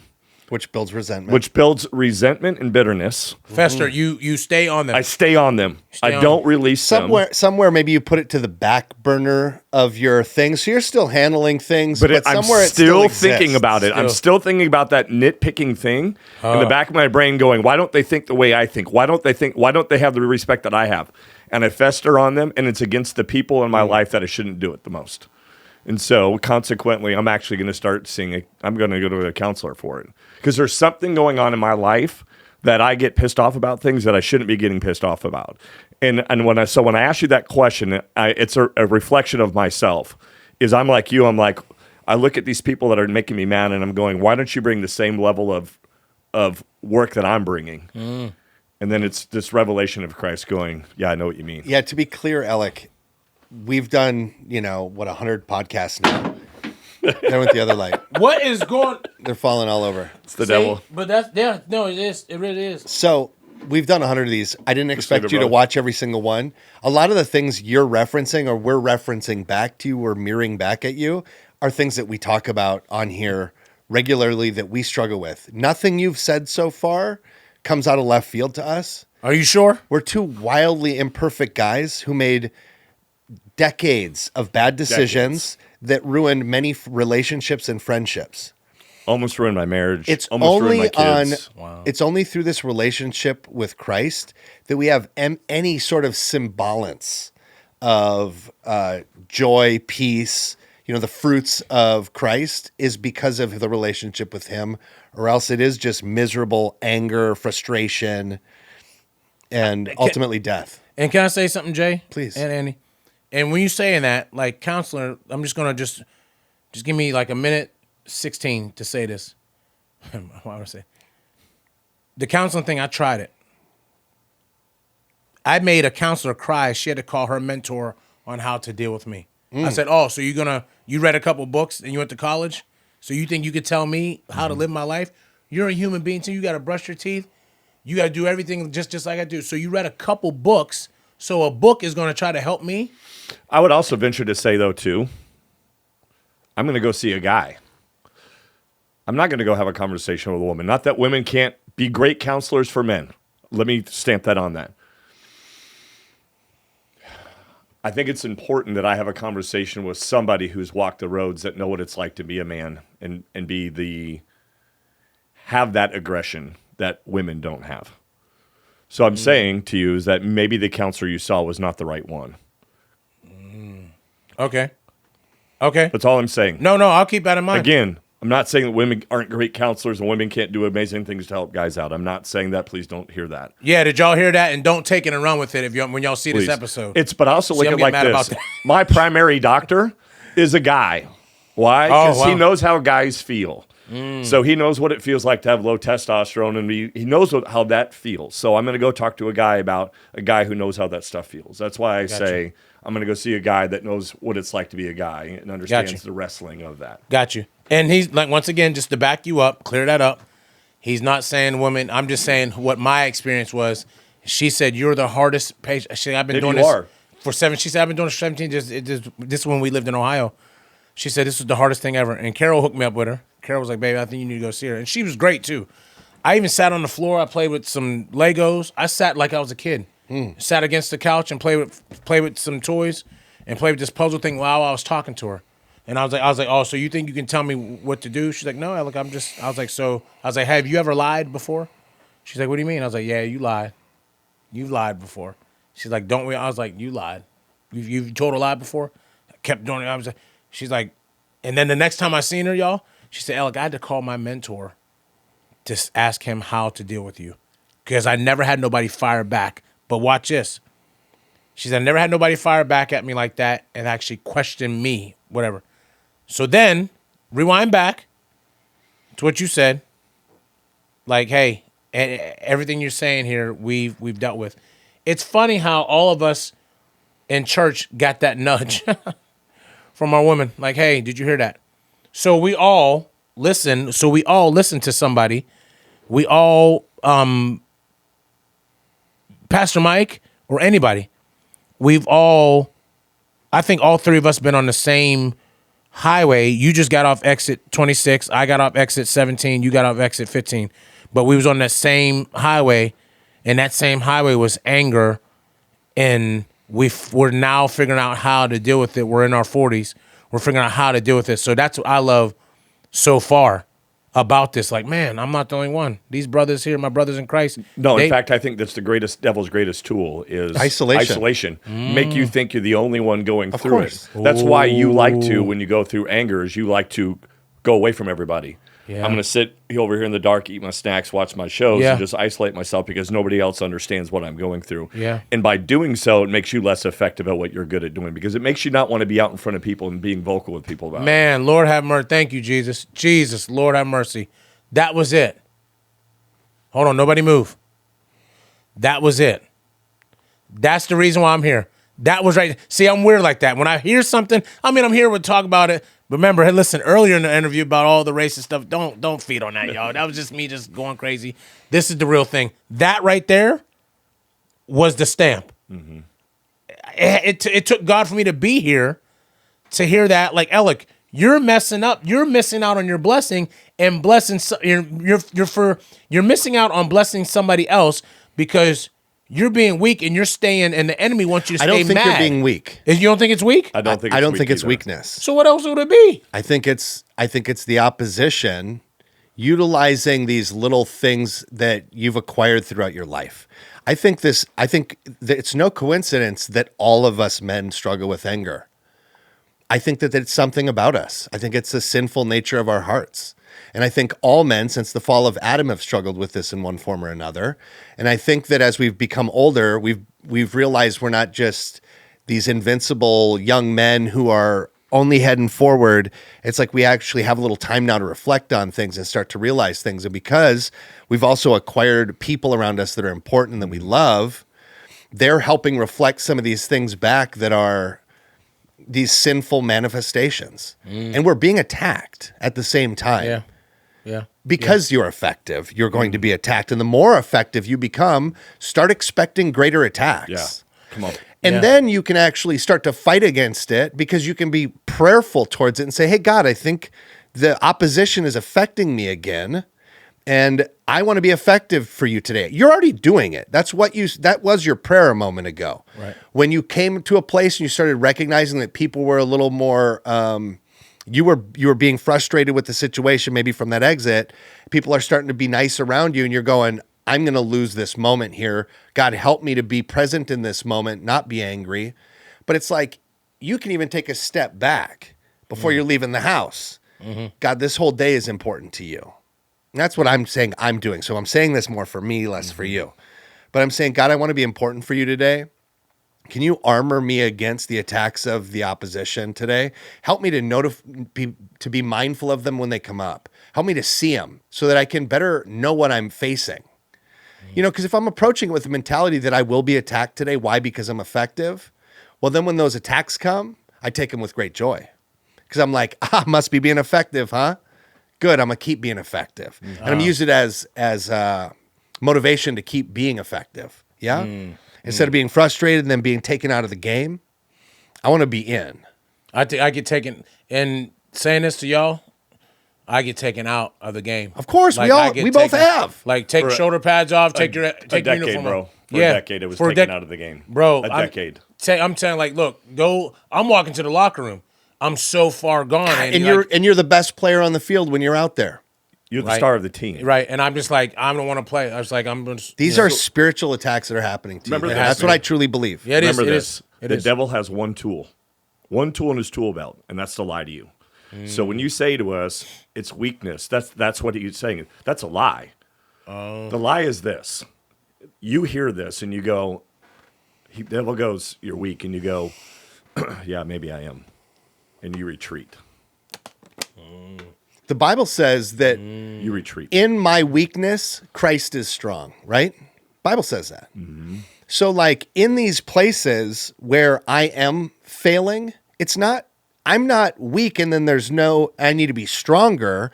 I need to be more submissive to Christ in those moments so that he can come in and fulfill his end of the deal, which is the power, which is the strength, which is to carry me through these frustrations so that I can still continue to be the magnificent tool he designed me to be. I mean, that you're designed to be is what we're saying. Right. And you know what's scary, y'all?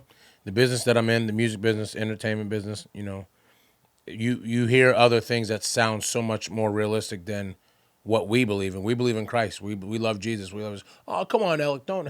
I find myself like Thomas a lot, and this is a clip that you'll probably say, hey, let's throw this in here. Pastor Mike is what really brought me back. Shout out to Pastor Mike. Pastor Mike, I love him. He texted me back. He's been. We met at RDV, and I'm not doing a full spill on him. Like on Pastor Mike, I love him. He knows that. And we met at RDV, and he changed my life. Pastor Mike brought me back. I've always been closer to Christ, but there was a point in time where I just didn't believe in nothing because I was just angry. I was like, this can't be real. This can't be real. I was questioning Christians like, oh, so tell me this. I was using my own thing, what I grew up in, against. I'm like, oh, really?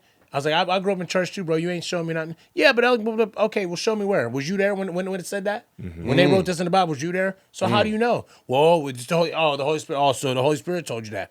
I was that guy, like angry, but would go home and cry out to Jesus as soon as I got done dogging this disbeliever because I was mad. Now watch this. Foxhole prayers. Come on, man. Come on, bro. You already know. Now watch this. I found myself like Thomas. Remember Thomas, like, God, is this really you? I need to see your hands. Show me your hands. I need to see them. I was like, Show me your... I'm like that. Even still to this day, I'm like, Lord, Elec, you knucklehead. Look, bro, it is me. I told you. Say like vice versa. Jay, that's you. Like Elec, it's me, Jay. Elec, it's Andy. Listen, it's Andy. It's Andy. Hello, it's me. Oh, it is my boy. Elec, it's Felix. Hello, it's me. Oh, it is my boy. Yep, that's him. Yep. You talking about? Yep, that's him. I find myself doing that still sometime. Like, God, I need to see your hands. And I just feel like, bro, it's me. Would you just chill? It's me. And if you're listening to this, if you're watching this, I know I keep looking at camera one. If you're watching this right now and you say you've never felt like Thomas, where you just had to say, God, I need you to show me, I think you're telling a fib. Everybody has been like, Lord, I need a little bit. Which time? This week. That's what I'm saying. Which time? Of course. But why do we as Christians, believers, whatever? I'm not gonna get into theology because Pastor Mike, I got some questions for you, bro. I love you a lot, but I got questions because you're the only person who explains stuff the best. You're the best. He's the best pastor I've ever had in my life. Great teacher. Him and Pastor Fowler. Can't leave Pastor Fowler, but Pastor Mike is the best. Great teacher. Ever. He's just he just gets it. But you said like this week, right? This week. Here's my thing. Trying to bring people to Christ who don't believe like us. I get frustrated when I can't explain the feeling, and they're like, "Oh, dude, come on, you're just probably hallucinating." Okay, if Jesus did, tell me why. And I get mad. I'm like, y'all don't have no clue. I get mad about that too. Why do you think you get mad? Because But wait, hold on. Okay. Why do I think I get mad? But then, Elec, you're second guessing it too, like Thomas. But you're getting mad when you're trying to tell people about your Jesus. Mm-hmm. Can I help you with this? Can I help you with this? Yeah. It ain't your job to close the deal. Oh. It's not your job. See, Christians very often take it as it's my job that I got to close the deal and I got to get you to say the prayer right now, so I know that your eternal salvation is solidified. That's not your job. It's Christ's job. It's God's job to come in and change people's hearts. And this is where Christians get this so messed up. My role is to exemplify Christ. My job is to live my life in such a way that when people see my life, they go, something's different about you. Elec, your role is to live your life in such a way that when people see you, they go, what's different about you? Then I get to tell them about King Jesus. And whether or not they respond is not on me. Also, wait a minute, hold on, real fast before I lose this. When you say officers, it's not for me to respond. It's not on me. So then, how do we? It's not something. How do we? When people say, "Hey, you need to tell people about Jesus," like go out to the world, tell, okay, I'm gonna tell you about him. But after I get done telling you about him, we're gonna eat our food. I'm gonna get my car, you get in your car, and then we're just gonna leave. I don't have to stay at first watch before they close at 2:30 and say, "I need you to say this prayer with me before they close the deal." Sometimes. That's what I'm saying. Maybe sometimes if that's where the conversation is going. But if the conversation for them is just an opposition to you, it's the Bible talks about throwing pearls before swine. If I'm just laying out my view of Jesus and what Jesus has done in my life, and they're just at contention, I'm going to walk away from it. Because it's not my job. You're not ready to hear it yet. And that's okay. That's it. That's what I need to hear. You're not ready to hear it. But you're not, it's not so much you're turning your back on somebody. You're just like, hey, I'm not shaking my hands being like, man, you just don't get it. I'm just being like, hey, let's table this for a different time and let's move on with it. We constantly say on our show, we don't have all the answers. Yeah. I don't have all the answers. I read my Bible every single day. You do? Of course. That's good, bro. I have to listen. I'm not a good reader. I have to listen. Listen to your Bible every day. Great, you listen. It's all the same to me. Yeah. I don't know everything. You know who knows more than me? Well, you just mentioned him, Pastor Mike. Mm-hmm. So frequently, I will run into people who, Andy laid it out. It's, what is different about you, Jonny? Because you talk about a lot of these things that you've struggled with, but it doesn't seem like you struggle with them as much anymore, or at all, maybe somebody would assume. And I would go honestly, because I speak honestly, I'd say, actually, I still do, and here's the way that happens. Like, gosh, you're so open about it. Why are you so open about that? Well, because I find victory in Christ. And again, where I am weak, he's strong. So there's always glory to be found in my weaknesses because it gives more opportunity for me to talk about God. Now, do I have to know every little thing about God? Do I have to know all the theology and all these different terms that Andy can throw around? No, I don't think so. But if somebody is curious about that, what I will say frequently, and I do say this, gosh, I don't have the answer to that, but I know someone that does. Can I get you connected with them? And if I think it's somebody that can have more of just a briefer connection, I'll say, my good buddy Andy, I'll give you his phone number. And he actually does know a thing or two about that. And then if Andy might not know, and the good thing about Andy is he'll go, let me direct you towards somebody else I know that maybe knows more about that. What is that? It shows that I care. Mm-hmm. Because I don't tell them some stuff that's not true. I don't speculate. I'm just honest. Here's what I do know. Here's what I don't know. It's vulnerable. And these are all good things.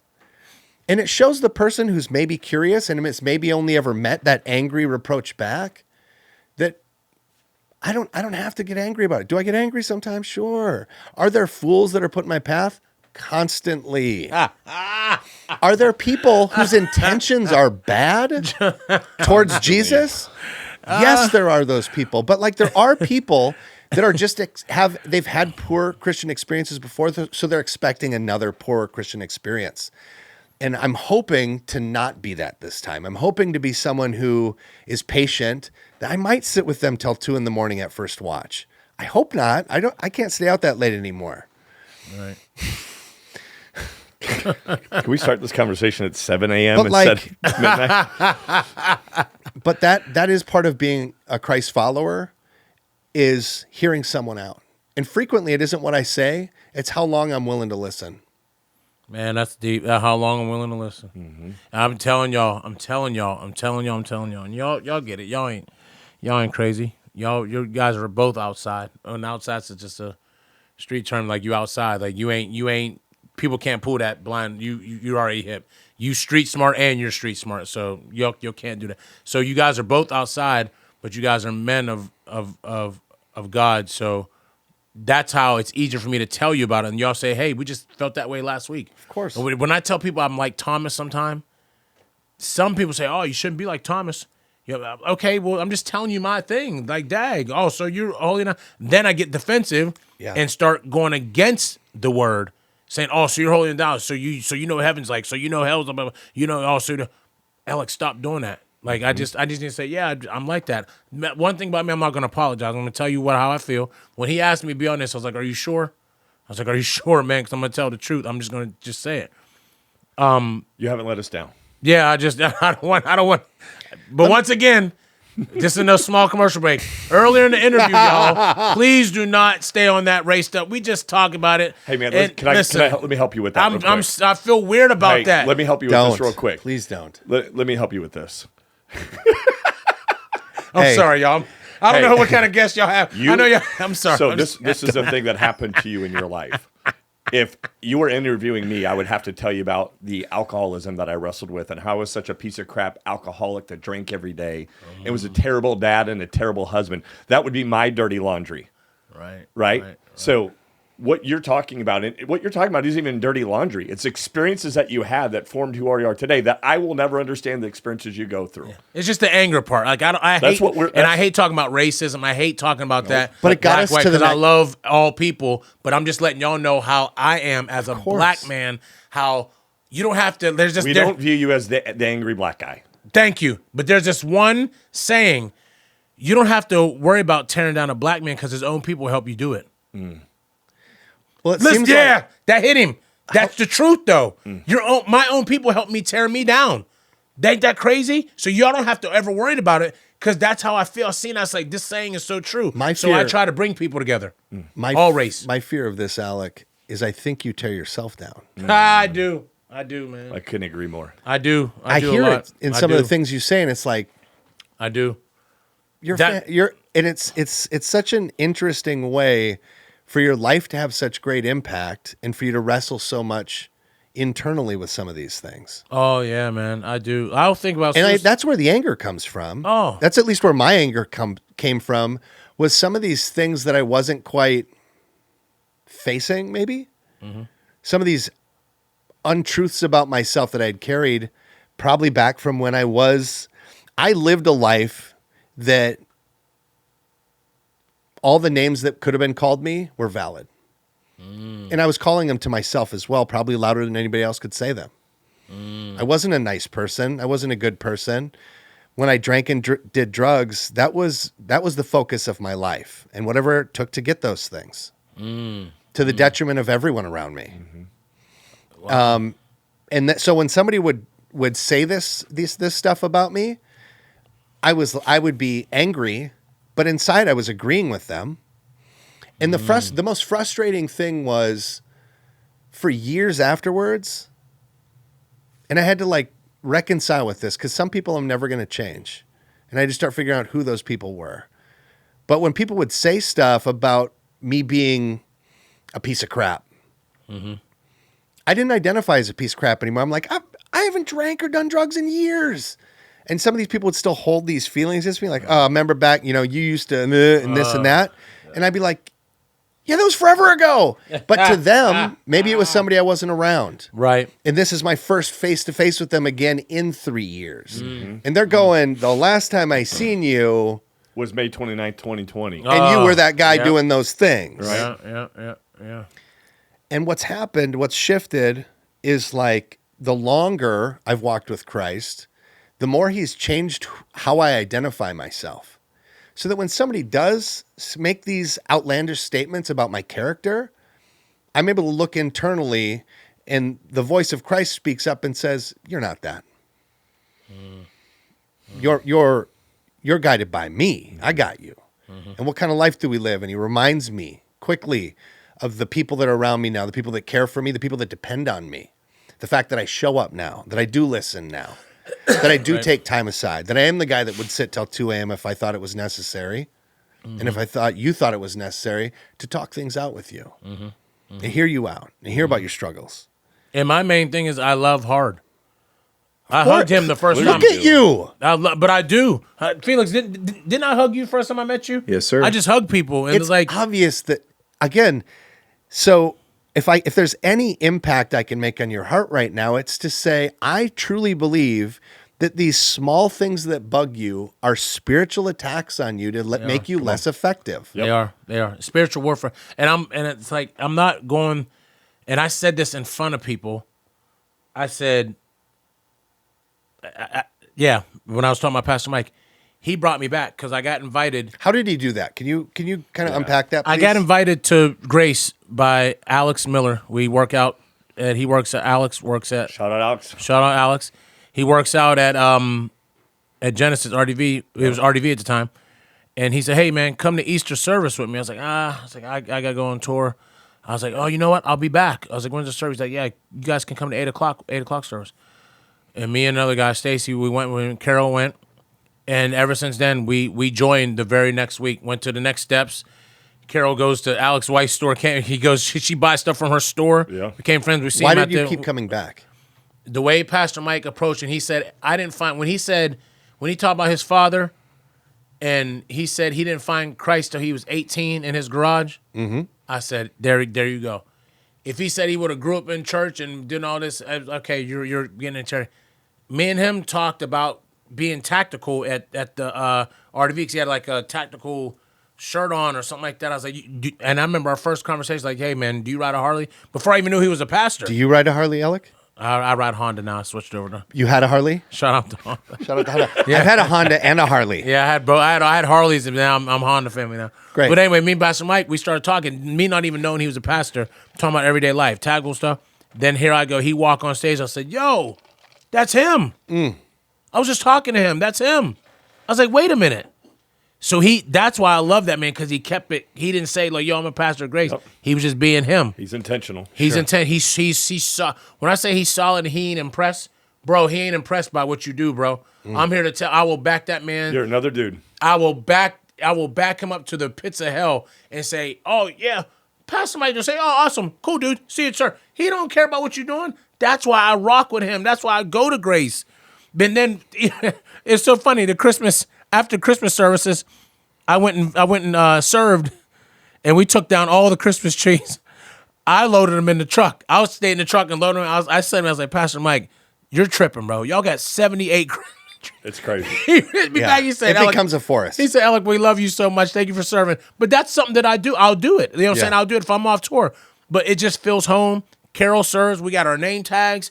It's just like, that's one of the main reasons why we moved back to Orlando, was because of grace and because God said, okay, you close that Ohio chapter again, because we lived here 3 years, moved back for 6 months to Cleveland. I did the halftime shows for the Cavs, did that. I was like, my mom said, you have more peace. Carol never wanted to move. She cried hard. She said, I didn't want to tell you that I didn't want to move because I wanted to support you. I had to go close some chapters. We moved everything back down. Movers, we moved everything back to Orlando. I texted him and said, guess what? We're moving back to Maitland. Back to Orlando. He was very excited. That's when we started saying, well, would he be interested in doing of our course. show? But here's this. This for anybody. If you feel something in your heart, it's not for everybody to understand. Everybody ain't got to understand your story. Everybody don't have to understand. And more people that knew what we did, so many people did that here in Orlando. Say, oh, hey, look, we moved back to D.C., came back, did it again, and came back. Moved back to Baltimore, came back to New York. I said, wow, I'm not the only one. It's not for everybody to understand. It's not. You have to stay on your own path, not for everybody. God said, okay, I need you to go back. You belong. And I remember texting Pastor Mike. He's short and cut and dry. That's why I roll with him, because he's solid. So Pastor Mike, moving back. Blah, blah, blah. I love you. He's like, oh, man. He's like, man, this is great news. See you at church. I love that. Cut dry. That's what it is. I ain't gonna baby you. Pastor Mike ain't gonna baby you. He ain't gonna do this. He don't care what you do. That's why I roll with him. He said he found God when he was 17, 18 in that garage. And that's what changed my life. He brought me back full force to the Lord, because I was never going to be an atheist. I was borderline saying, I'm just going to be a good person and show love. Okay, that's cool. A lot of people do that who don't believe in Christ, who don't believe in Jesus. I'm telling you, I'm a good person. No, you can't tell me this guy named Jesus is going to won't take you to eternity. Come on, man. Father. Come on, man. And that's why I was like, Jesus was a cool dude. Seems like we just did a podcast on that recently. Did you? Sure did.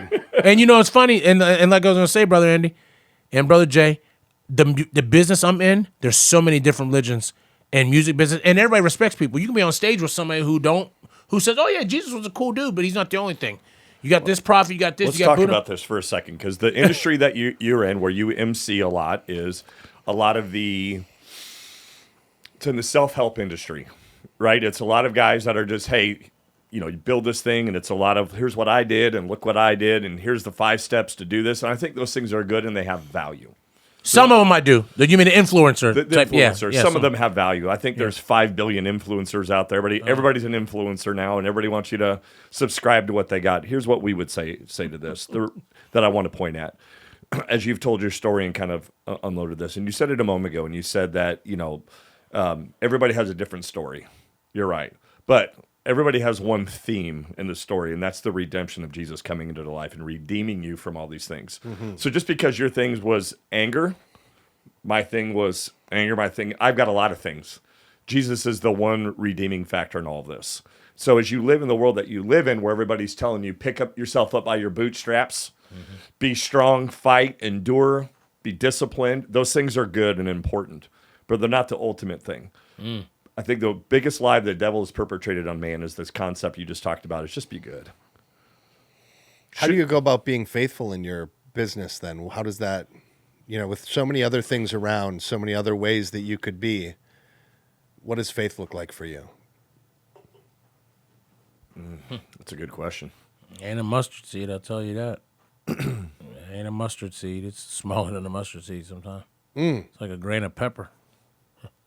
Sometimes you don't get the gig that you want, and they get another person, and then they come back and hire you the next year and say, oh, we should have went with you. You want to throw it in their face, say, I told you that. But God was hiding me from something.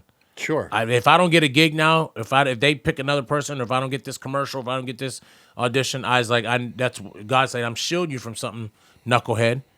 But I can push you through to do this, and you're going to run into this wall, and then you're going to be praying, saying, oh, help me out, blah, blah. I don't even question that no more. When I don't get something, I'll say, you didn't get this commercial, you didn't get this part. They want this other MC because he was local. They blah blah blah, or they want this other perspective shift. Yeah. I'm just like, okay, cool. He must be saving me for something. Faith, it's getting better, it's getting stronger. But I'm patient, but I'm very impatient. And I'm saying that in front of everybody. I don't care. The cameras is rolling. I'm very impatient. A lot of people, we walk around here and we want people to think that you're this perfect person because you are in front of 1,000 people and you do got a big social media following, and then you throw Jesus in there every now and again. So you got this religious crowd, and you got the bad crowd, you got this.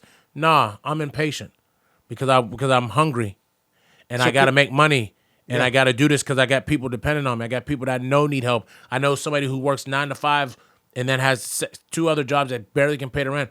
That's me helping them. Yes, you can give to big corporations. I get that, but me giving back is I know my neighbor or somebody in Ohio or somebody in Orlando that can barely buy a Chick-fil-A sandwich.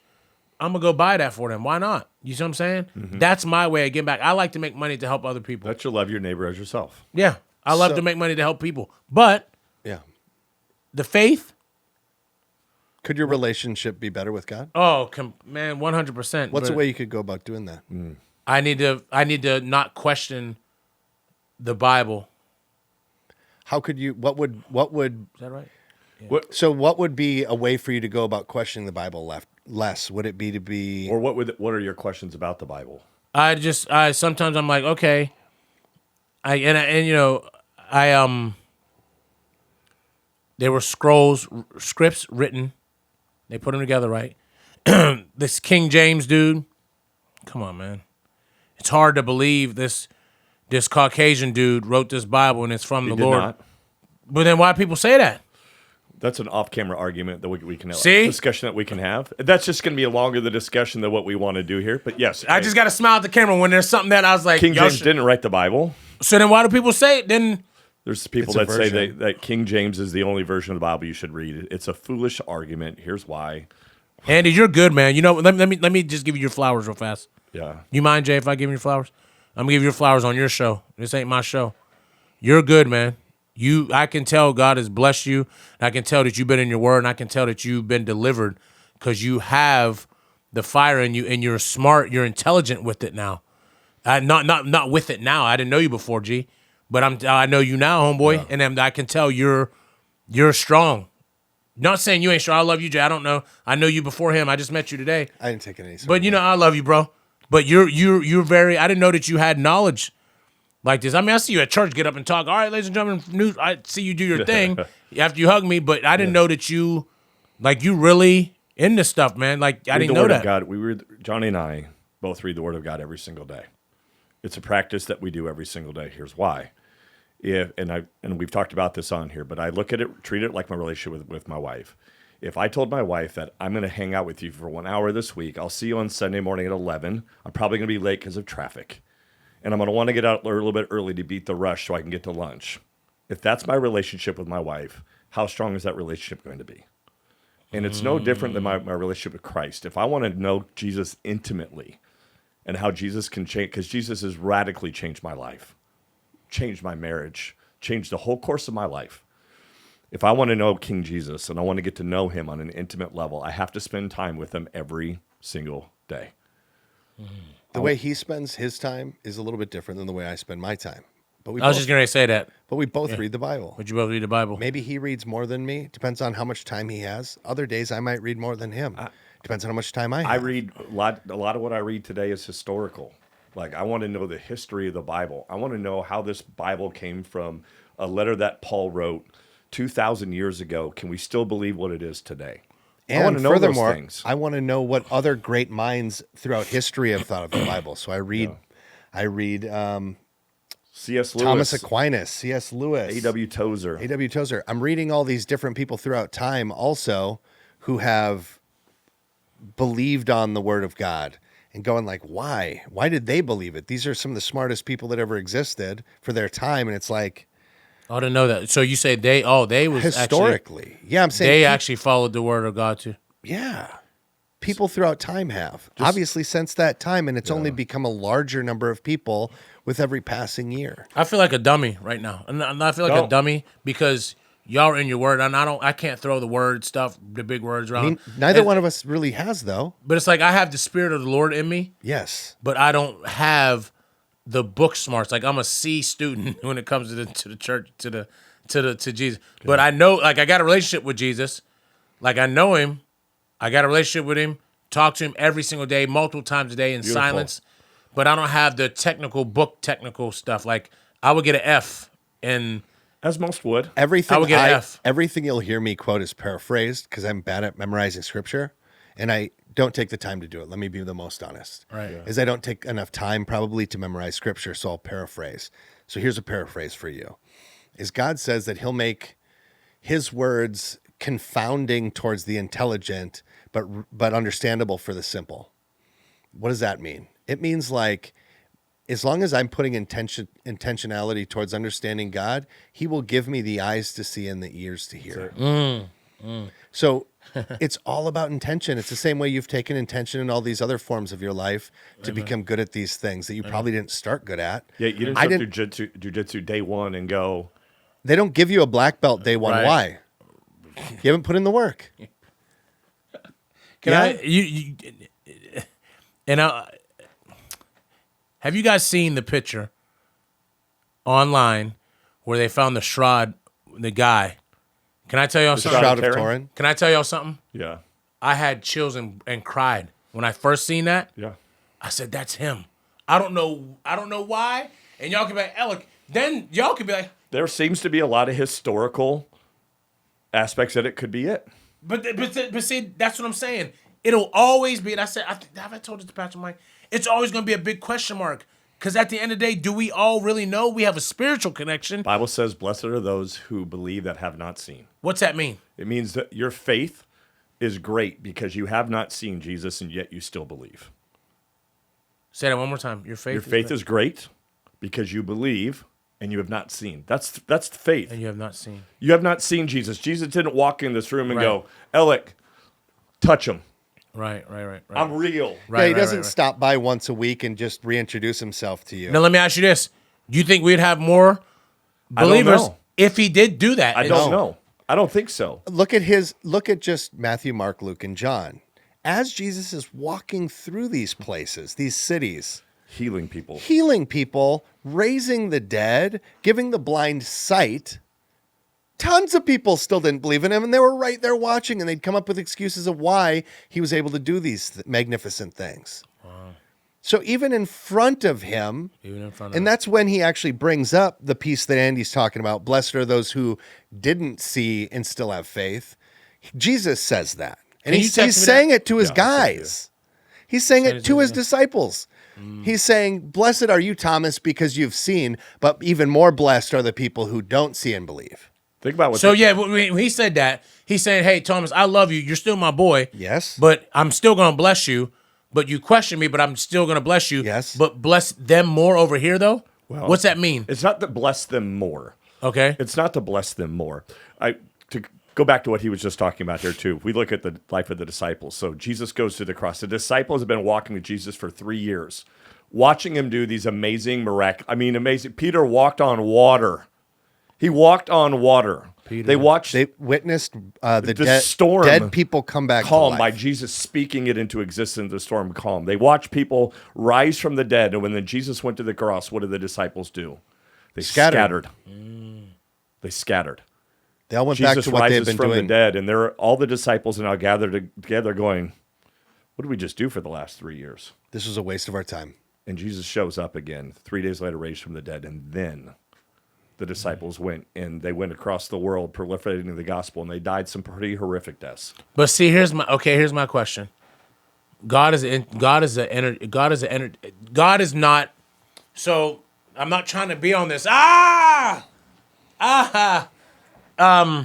When Jesus looked up in the sky and said, "God forgive them, for they know not what they do," he's talking to his dad. Yeah. Right.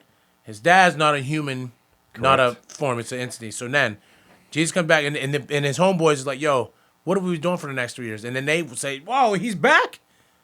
Okay, so that didn't go unknown. We did the right thing. We followed him. They went to all these places, and then they got murdered, killed badly. Why though? Okay, so you're asking such a beautiful question, man. This is why I believe in the Bible. The question you just asked is the most important question that you could ask. Here's why. Somebody came to you and said, Elec, if you don't profess that Andy is God, or excuse me, if you do profess Andy is God, we're going to saw you in half while you're conscious, and we're going to rip your intestines out. If you didn't believe it, If you didn't see it and you didn't believe it, you'd be like, I'm out. No, he's not God. No, I'm not going. No, you're not doing that to me. But that's what they did to the disciples. They said, you can say that Jesus is not Lord. You can say that God is not real, and we'll let you live. But if you say that Jesus rose from the dead, you're going to die this horrific death. And every single one of them said, Jesus is Lord. Who took Judas's place? The 12th. Matthias. Matthias is his name. Matthias took Judas's place. He got, according to history, he was beheaded. Yeah, beheaded. Put it a different way, though. The evidence of who Christ was too evident for them to deny it. So there was so much evidence in their hearts and in their minds and in their belief that Jesus was who he said he was, they'd be willing to do anything, including death. Okay. So no matter what, they weren't going to deny him because it was too truthful to them. It was too real. It was everything to them. So they didn't care about dying. So he's like, okay, we're going to have death a is just another thing. So if somebody says, Elec, I need you to tell me, we'll let you live or we're going to kill you right now in this parking lot. Well, you sitting with Andy and Jonny just now in this podcast room. I said, hey, it wasn't me, man. Wasn't me. Okay, go ahead. Get in your Jeep and go. Go. If I said, no, I was just in there with them. They're two real people. I was in there with them and there was a third person is feeling, get him. And arguably, it's very difficult because, like you said before, we don't have a weekly Jesus visit that comes along. All we have is the Bible. And then we have other believers around us. So Andy believes. So I talk to him about his belief and his struggles with belief. And we have Pastor Mike. Or other people that are listening have other pastors or other people that are people of faith. Mm-hmm. And really that's why it's so noble, and that's why Christ has given an extra little shout out there to the people that don't have the face-to-face with him and saying, you still have faith? How great is that? And the evidence is the history of my life. I know what it was. At 29 is when I got saved. I have 29 years of all the thoughts you had when you said you were on the very edge of it. I was probably one of the guys trying to convince you of how utterly insane it is for you to believe in a magic sky fairy dad. I would be for sure someone who would make the argument to oppose any of your monotheistic ideas. I was that guy. And it was being rescued by Christ and now seeing the evidence of how much he's changed me, how great my life has become, and how truthful his word is. With every time I submit myself to what I'm called upon to do by the Spirit and by the word of God, whenever I'm submitting to that, my life gets better, both peacefully and also in happiness and in joy. My relationships get better. My ability to communicate gets better. And ultimately it inspires those around me to come and go, man, I watched you go through this hard thing. How'd you do it? And there's the door open right there. And I go, Jesus. Wow. Yeah. What does that mean? It means everything I just said. And you know what, Jay? You saying that like how'd you... Talking about that picture that they did the shroud and they did that and that scientist started crying on social media. He's like, when they did the blood thing, the test, he said there's only one strand. He's like, this is impossible, and he couldn't get through it. Older white guy, he's like, give me a second. Starts crying. Then the form of the picture, I'm like that, and this man, y'all can call me crazy, whatever. I was like, this is him. A weird feeling came in my body. Carol was like, what's wrong? I was like. There's no technology at that point in time that could have created that formation on that shroud. Could have synthesized. That's what I'm saying. I'm Nothing. like, and I'm looking, but how is, what would they say? You know, what's relation? Eyes, flame of fire, skin like hair made of wool, skin like a copper penny, right? Okay. And you look at it, I'm like, that's him. I don't know why. Every time I look at that picture, I'm like, that's him. I'm sorry when anybody says that's him. And what if it was? What if he said, yo, Elec, you was right, bro. That was me. But people were second guessing. That would be so great. That would be so great if he could be like, yo, bro, you was right all this time. Yeah. That was me. We have more evidence now for Jesus. There's no historical argument any longer that Jesus was not a real person. Everybody has to say that Jesus was a real person. There's one question that people argue over. Did Jesus rise from the dead? That's it. 500 people seen him, right? 500 people see him. Thousands of people have been killed for him. Over the years now, millions of people have been killed. We see right now where with churches today is the highest rate of the church growing is in countries like Iran, China, North Korea, where you can literally be killed for your faith. The country where we see it on the decline the most is the United States, where there's zero persecution for us. The worst that's going to happen to you in this country, somebody would tell you you're dumb. Wow. It's the worst that's going to happen to you here. So there's no such thing in the United States as fringe believers anymore, or excuse me, in other countries as fringe believers. Here, it's people are like, yeah, there's a God out there, but that's all we have. It's where a lot of people stand in their faith. And what the world needs right now is men like you that have a voice, that have a story. That's the whole point of having you on here, is we want you to tell your story of where you came from, going through adverse situations growing up and how you were able to overcome them and still hold Jesus as the beacon and as the head of all that. And I did, and you know what's funny? I still told the truth, like, hey, I almost lost it all. Of course. Like, almost said, I'm not listening, I'm not believing in you. But Jesus never left. Never left, but I will never leave you. I will never forsake you. I just made him sit on the porch. Like, get out, bro. Sit on the porch for a little bit. And I'm locking the door, but he was on the porch. He didn't leave the thing. And I'll actually leave this as like a closing thing. When I'm having a bad day, my mom will text me, Andy, say, "What's going on?" It's like she carried me. Mm-hmm. What's going on? Like, that mother's intuition, man. She's a prayer warrior. If you ever need prayer, call Vicky. Call my mom. She'll call her sister. Call my mom. My friend Mikey. Team together. Listen, my friend Mikey, who was an atheist, I did Stomp when we was on Stomp. We was on Broadway together 10 years. He didn't believe in nothing. He was born in prison. His mom had him in prison. I don't even know where he's at right now. When he was having a bad day, he said, "Hey, man, black hair, gothic, big gauge." He's like, "Dude, can you call your mom and have her do one of them things?" I'm like, "You mean pray, Mikey? You can say it, bro. Ain't nobody on the tour bus. Right. I think it's just me and you." He's like, "Dude, you're not gonna spontaneously combust." Yeah, you're not gonna. He put his hair behind his ear. He's like, "Dude, I'm just going through something right now." I was like, "Mom," she's like, "Hey, Mikey." He's like, "Hey, Miss Vicky." I was like, Mikey wants you to pray. He's like, "Well, I don't want to be on the phone." He's like, "Just tell me when she's done."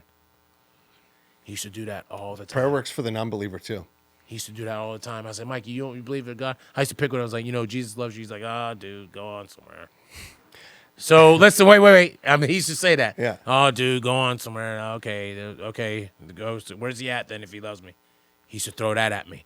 And that's what would get me so mad, Brother Andy J. I'm like, man, God's like, God, he's asking me where you are. And sometimes I ask you the same thing. Sure. Sometimes you don't show up when I ask you to. When you see me, I know you're not going to put more on me than I can bear, but you don't show up sometime when I ask you. How am I going to tell my boy that you're real when sometimes you don't even show up for me? And how can I bring him to you? It's tough. But I would just break down and pray right there, right? Mm-hmm. So I have to say it in closing for me. Being on here today, I walked in this building, number one, just glad to see you, hug you, see Felix. I'm glad I met you, Brother Jay. But I was like, Elec, take your time and answer this stuff right, because I've never had a podcast send me questions and say, I need you to answer these. When he said, yo, brother, check your email, I was like, Andy's tripping. I said, what? I was like, oh, man. But you know what's funny? I wouldn't be here if it wasn't for Jesus at all. He said, no, I just want to, he said on the phone, he's like, brother, we just want to know how Jesus kept you strong. What was your most dark time? I always kept him there, but I'm telling y'all on camera, and I don't care if you judge me or not. I mean, hello, what's up? I'm downstage cam right here, downstage right. Listen, I doubted Jesus a lot, and I'm a grown man, and I find myself like Thomas sometimes, but I always come back, and I know Jesus always shows up when I need him. No, at the right time, not on my time. Mm-hmm. I had to realize that. It's not, Alex, bro, I'm busy. He said, you asked for it. You prayed for this one breakthrough. Yeah. I'm over here working, bro. My phone's on Do Not Disturb. Leave me alone. I said, God, I keep texting you. You ain't picking up. I'm working on the thing that you want. I'm working on your faith. I'm working on your anger. Chill out, bro. I'll text you back. That's how I look at it. Mm-hmm. I said, God, I called you. Your phone went right to voicemail. I'm at work. You keep asking for these things, for these strength. Can I go work? And you just go about your day. I got you. I'll get back to you. Next thing you know, I'll look at it like, oh, there it is. He texts me back. Oh, wow, I got this gig. Yes. Oh, I got this breakthrough. Yes. I didn't get so mad at this exit. Yes. The importance of that is that you recognizing that it's Jesus interjecting That's the growth. in those moments. That's the growth, right? For sure. Because the prideful part of me wants to go, look what I did. Oh. Look how great I am. I ain't got nothing to throw at him. Look how great I am. Man. Look how hard I worked. Look at the gift sets that I have. Look at the disciplines I put in to get me here. Man. Elec, As we close here, that was I'm glad that you got around to that piece because that's so important. I'm glad you brought in your friend. I had to say in closing, I know we can't be here because I can talk to y'all probably for 10 hours, but you see how I threw the script and I said, and in closing, that's for script purposes, y'all, but y'all will see that. It's fantastic. I love that you have the guy that you're influencing in this way. I love that the curiosity in his heart, I had a great friend who's passed away and went to be with Jesus named Jack. And Jack would say, let it look good on you. Because I was just always talking. Not unlike yourself, wanted to know everything and wanted to always have the right response so that I could be closing the deal. And he said, man, you got to chill out. Just let it look good on you. And what does that mean? It means like, let Christ shine through me in all the ways that he's doing things, and it'll become so appealing that people will be able to come to me, even the non-believers like your guy. So thank you for sharing that. It's super important. Elec, how can people go about seeing you, hearing from you, reaching out to you? You got any tags or what's your next event going on? Somebody wanted to have you come be their MC. How would they go about doing that? And you know what's funny? I got to be honest. Can I be real? I'm going to be real again. Please. And when Brother Andy told me, I said, man, this is a good chance for me to get in front of Orlando again, round 2, let people know. But I don't even care about that anymore. This is about the Lord. That's crazy. Why am I saying this? This is the platform to say, hey, hire me at your event, MC. I work with all the big influence. I MC corporate events. I did the #1 drum show in the world. I'm on a world tour now, and I'm one of the follow me on social. This whole interview just changed because I told him, and he can show you the text. I think I still got it. I'm not lying. I said, yo, man, this is gonna be a good chance for me to get in front. But who cares? I don't even care. This was about Jesus today. This was about my growth. I needed this talk. We're going to link a lot of your stuff in the bio anyway. Oh, you're going to? But I just want to let y'all know that's what I was on that. Like, yo, this is going to be good. Yeah. We can talk about the Lord, and I can plug my stuff. If you're a businessman, you're a businessman. Sure. I plug my stuff, but I don't even care no more. I don't care if none of y'all book me. I wanted y'all to hear my story. But wait a minute. Here we go. Please. Earlier in the interview, y'all. Oh, we no. was talking about May 29th. No. Stop it. That was just me just being Let it angry. go. Stop it. Let it go. Stop it. It's in the past. Stop it. Felix is up there. He's up there. No, anyway. But yes, you can find me on Instagram. Instagram is my main handle, at Elec Simon, ElecSimon. If it's at the bottom of the screen, if he puts it there, it's right there. ElecSimon at Elec Simon. Instagram, LinkedIn is my second main platform. Elec Simon, and Facebook, of course. Event MC, percussion entertainer, and my main thing. Pray for me because I've traveled a lot. I'm trying to cut it in half. I want to do more in the one of the #1 entertainment cities is Orlando. Even if I took a pay cut, I just want to be home more, so I can be in my word more, be at church more, and not just have to fly right out after. Remember, Andy, I got to go to a flight. Hey, where you headed this weekend? That's what he said to me every Sunday. Where you headed this week? Where you got to play? And then be gone for 3 days, fly back to MCO, be home, and then boom. So thank you for having me on. #1, I'm going to keep you guys in prayer. And what you're doing is great. This is going to grow. And anything I can do to help, any guest that you're trying to get in touch with, like, hey, we need to have him, let me know. All right, we'll chat about that. We'll do that. Definitely, man. Friends, Elec Simon. Guys, we hope you enjoyed that conversation. We thought it was awesome. We're so excited. Thanks again for coming in, Elec. Thank you, guys. Guys, in closing, we always want to pray that you have a deep and a fulfilling relationship with Jesus and that he blesses you all the days of your life. And all God's people said. They said amen. Said amen, brother. Thank you, pal. Appreciate you. Love you, man. See you guys. Too. Thank you. Peace.